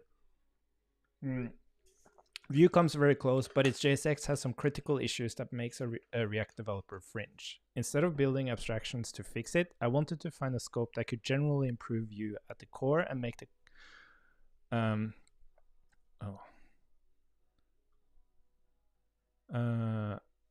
that could generally improve Vue at the core and make the framework as adoptable for React developers using JSX. As for developers, cringe. Yeah, it's cringe. Fringe is like, that's more like you're nervous or something on the fringe. Cringe. Thank you, Adam. Instead of building abstractions to fix it, I want to find a scope that can generally improve Vue at the core and make the framework as adoptable for React developers using JSX. As for developers, I think that's a comma. Let's read this in edit mode.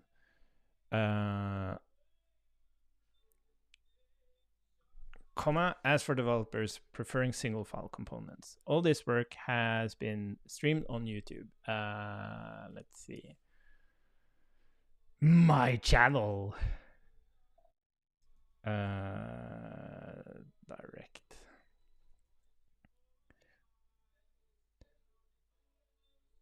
Oh yeah. Nice. Yeah, this was a lot of work. Hopefully, like, even though this PR doesn't go through, it's been insanely educational. And if it goes through, it's gonna be a big thing, I think, because I do believe a lot of developers don't use Vue because of the JSX issues. Let's see. Oh, I forgot. Let's keep it in edit. But that doesn't mean we're not gonna continue. Like, if this PR it does not go through, we can continue on Vue productivity and kind of make a thing out of it. The only thing that really sucks is that you can't just use function components.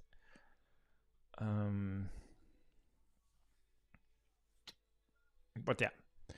Summary of changes. Improves the Vue runtime DOM JSX typing to latest HTML typing and now properly types events on event handlers. Adds backward compatible addition of the common, of the, what do you call it when, I guess it's common, of the common children prop for JSX. It acts as a proxy to the underlying slots, and JSX children is now properly typed. Add Vue node type to type children with any valid Vue node. Export HTML attributes HTML element to type fall through attributes. Improve JSX typing. The typing in Vue runtime was created by the typing added to replaced in Vue runtime DOM was created by Solid.js, inspired by Inferno and Surplus. It has been adapted to Vue.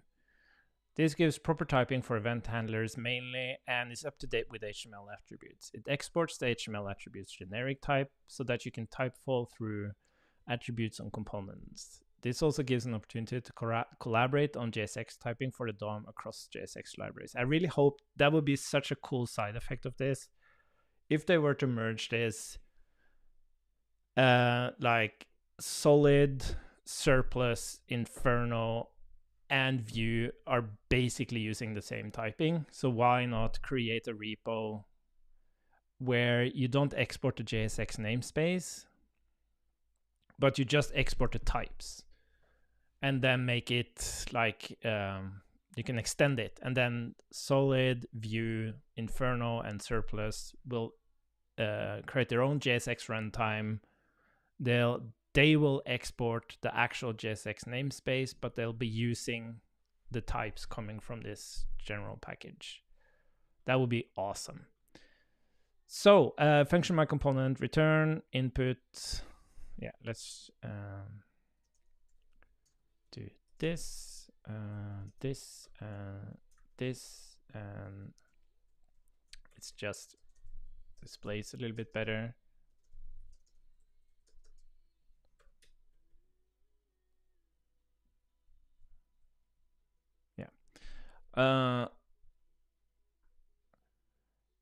Add a children prop. The common pattern in JSX is to use a children prop to represent the passed children to the component. This PR adds a children prop to the component given that there was no explicit children prop attribute passed by the user. It is highly unlikely anyone has ever done this, as fall through attributes behavior would create an error as children already exist on that.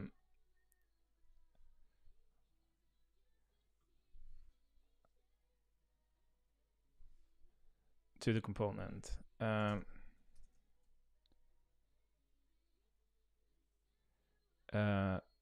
It will not do this if the user explicit.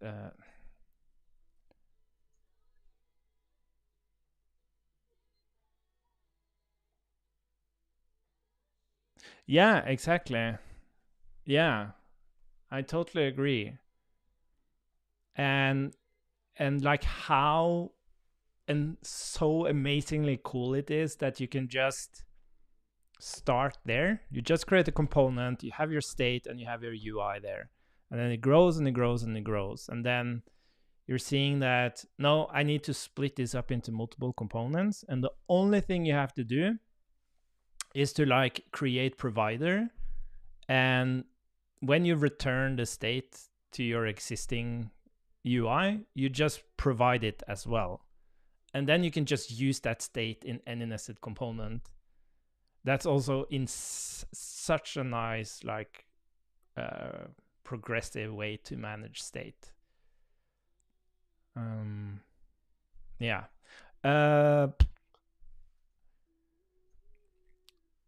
If the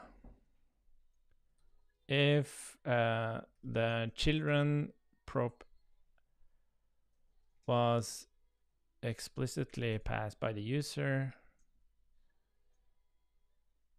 it will not be added. It is highly unlikely anyone's ever done this.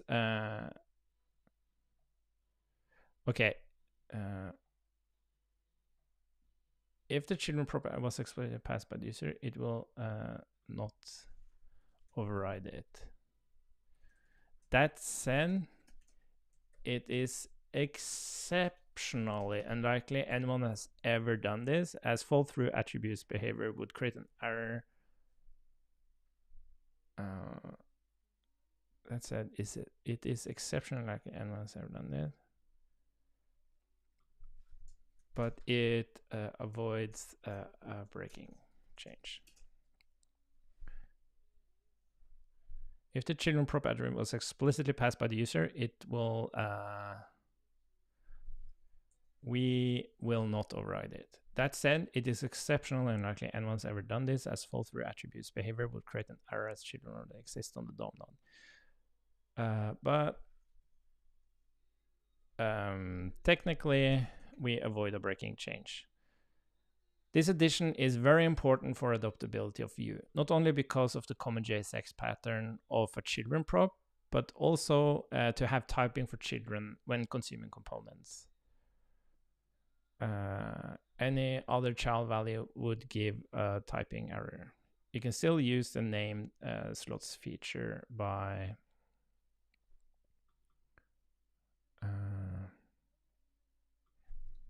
yeah, let's do a Vue node from Vue. Note, the current documentation for passing slots states that you have to pass default children as a function, but this is not true. The VJS plugin Vue.jsx automatically transforms default children to a function. It would be nice if it also automatically transformed named children, as Vue will throw a warning when you're not doing this.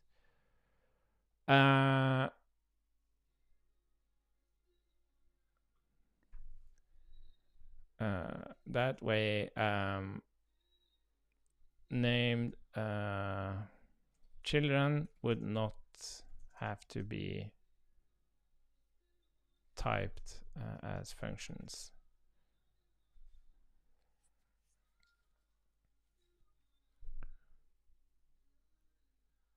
That way, named children will not have to be typed as functions. React.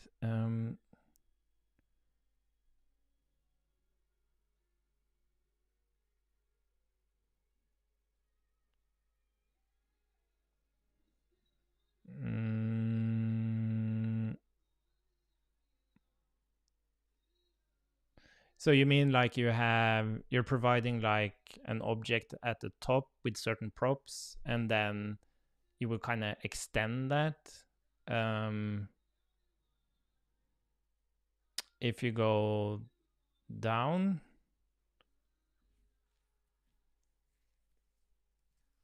Kind of like how, like, I guess Angular did this with its scope. You wouldn't really add a new scope. You would just add, like, there's just this scope, which is a hierarchy.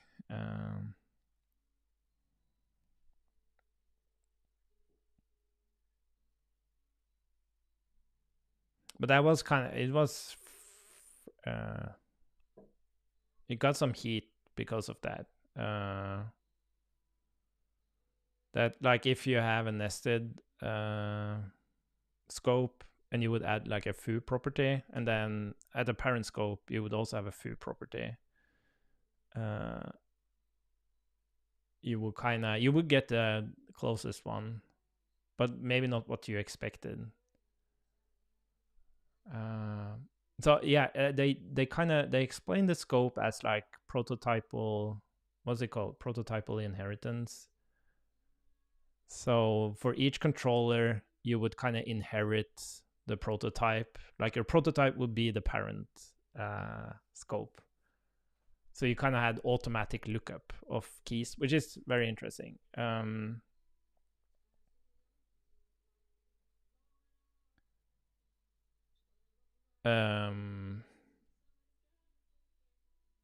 But you could kind of do something like that. Like you could do, so what you could do is you could actually use object create, and then you could take parent, and then you would kind of put your own thing there, and then the type of that would be as parent and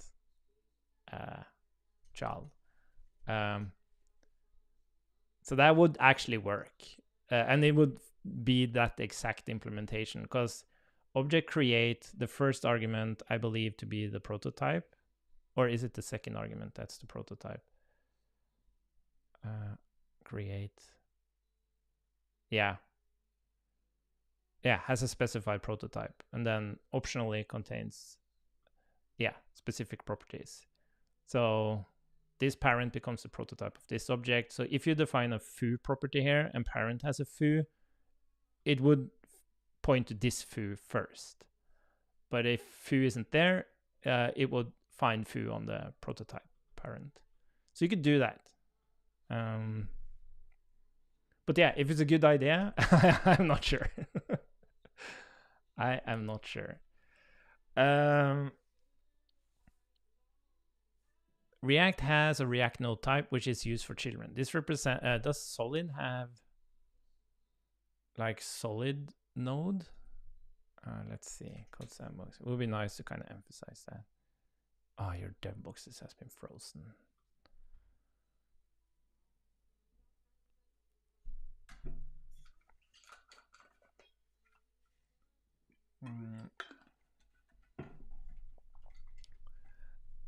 Let's do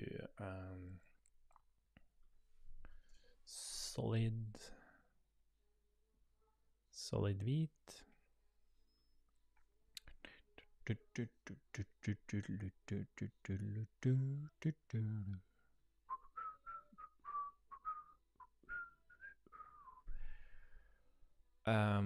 Yeah, I want to create a PR by the end of the day. So let's see if they have something. Solid node. Solid.js type children.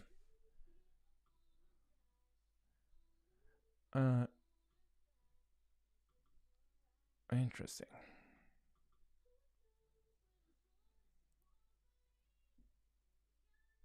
When you're not just passing children to another component using props children messages, you should use children process.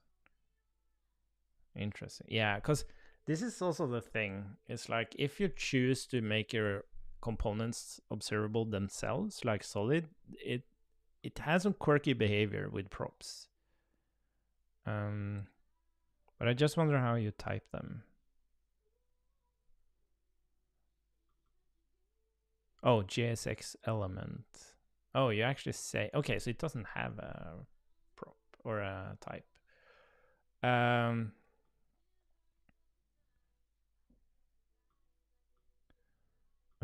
Type is also exported so the users can type fall through attributes behavior. Import vnode. Oh, look at that. View node. Props children view node.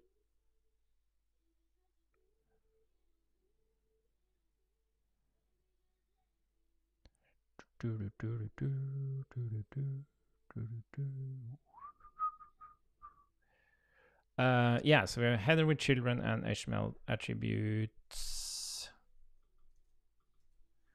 HTML head element, and then type to HTML head element. Yeah.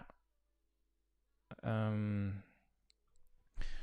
thing we're missing is, yeah, let's read the contribution guide, what their expectations are.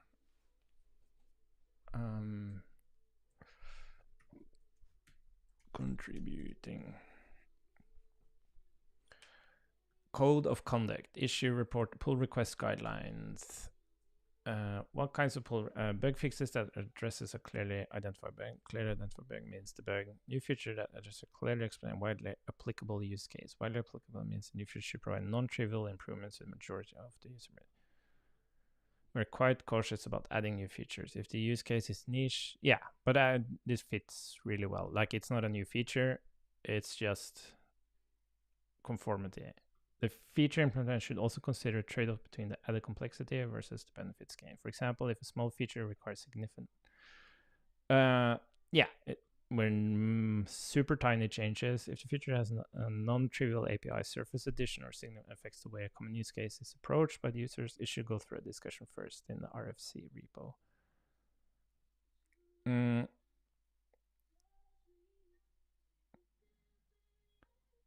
Yeah, that's maybe this is in the gray area of being an RFC.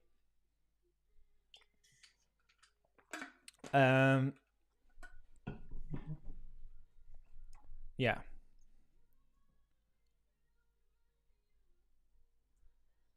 Yep. It's maybe we should say something about this.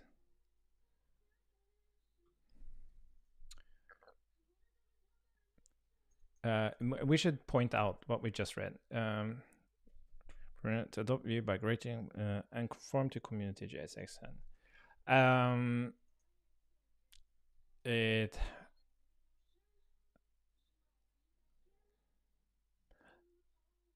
One thing I haven't considered is no,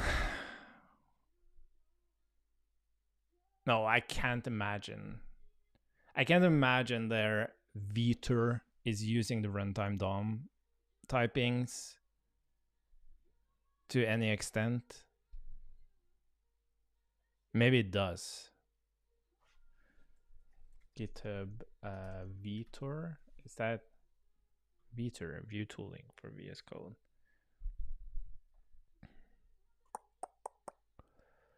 I wonder if it's using runtime. Oh my god.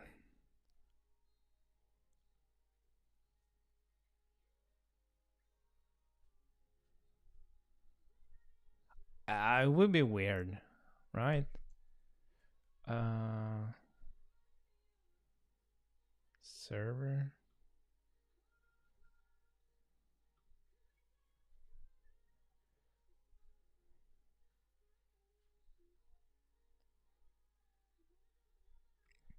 Yeah, no, I can't imagine that. To adopt Vue by greatly improving its JSX typing and conform to community JSX standards. Oh, to common JSX standards. The common JSX patterns, I think. This PR is in the gray area of having an RFC first. But I wanted to show, but there are very few changes and wanted to show that it is technically achievable without breaking changes.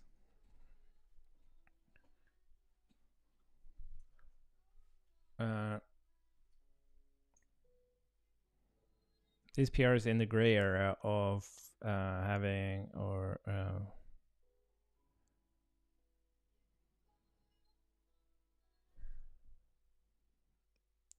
of being prequelled. Is that a word? Prequel?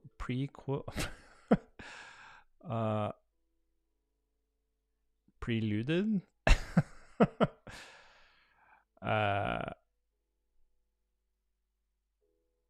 This PR is in the gray area of being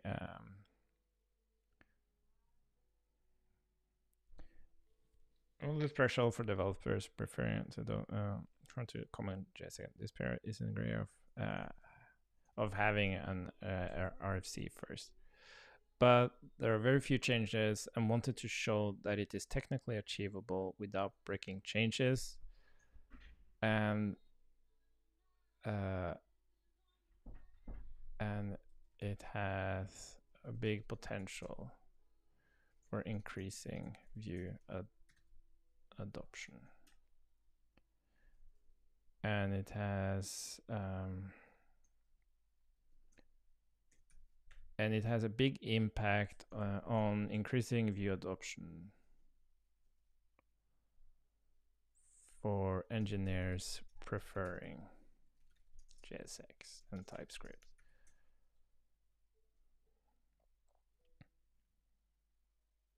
This PR will lower the threshold for developers preferring JSX.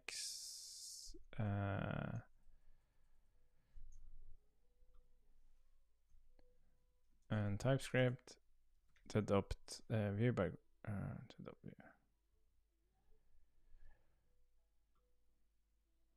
greatly improving its JSX typing conform to common JSX patterns. This PR is in the gray area of having an RFC, but there are very few changes and wanted to show that it is technically achievable without breaking changes.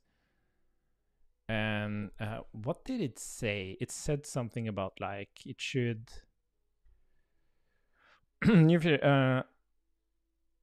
widely applicable use case. And definitely has a widely applicable use case. This PR will lower the threshold for developers preferring JSX and TypeScript to adopt Vue by greatly improving its JSX typing and conform to common JSX patterns. This PR is in the gray area of having an RFC first, but there are very few changes. I want to show that it is technically achievable without breaking changes, and definitely. And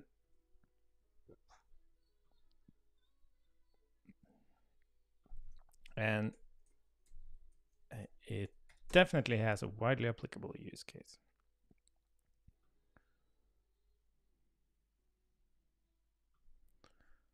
Okay, this article I'm writing,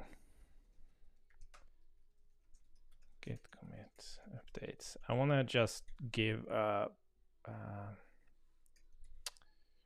link to the repo. What is it? Giving up React. Where did I put it? Is it in impact? Where is the file?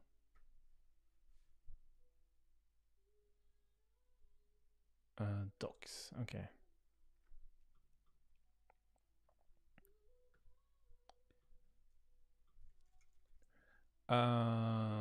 Let's edit. It doesn't say anything about testing. I can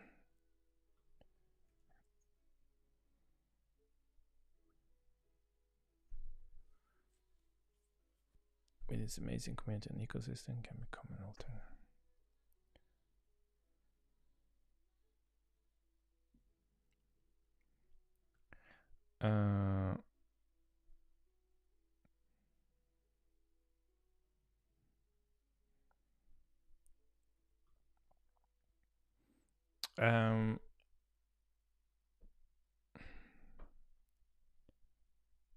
So in terms of testing, like this is an addition.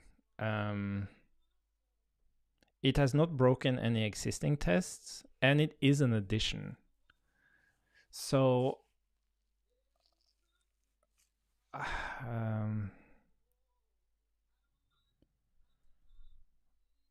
I don't think it's necessary to write tests. Like, you rather write tests if an actual problem occurs when you add things.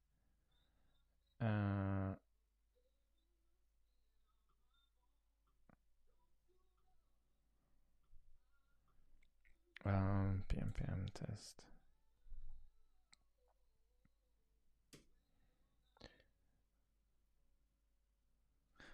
Yeah, I don't think any of the tests has been affected by this. Okay, so what we're gonna do now is I'm gonna eat some lunch, and then we are going to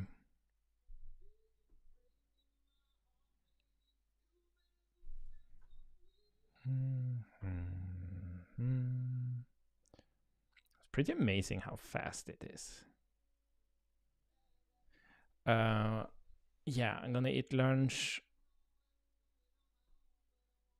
and then I think we should review the old typings for the runtime.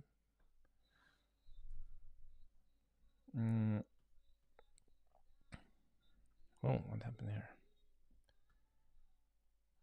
One failed test files, 3 failed. And this is like, yeah, this is like transition spec. Like, and these, yeah, it was the same as before. And these tests fail. Yeah, and we'll see when we create a PR, it will run the CI and we'll see if it passes. Yeah, so I'm gonna eat lunch, then we're gonna look at just quickly skim through the typing. And then we're gonna look at the article again, and that article is rather going to be written in a way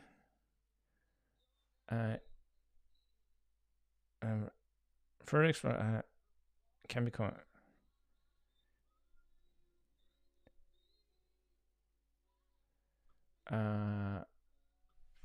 yeah, you know what, the article further explores how Vue with this amazing community ecosystem can become an alternative. Vue comes very close, but its JSX has some critical issues that makes React developers I shouldn't say cringe, has some critical issues. To fix it, I wanted to find a scope that could generally improve Vue at the core and make the framework as adoptable for React developers using JSX, as for developers preferring single file components. The article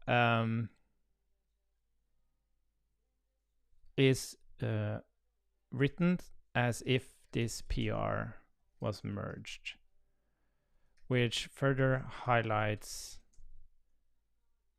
how important these changes are for adoption from other JSX types of frameworks.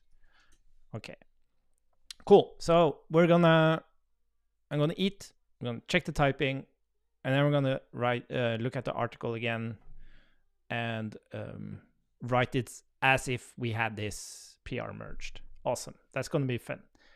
Okay, thanks for following along, and I'll see you in like 30 or something.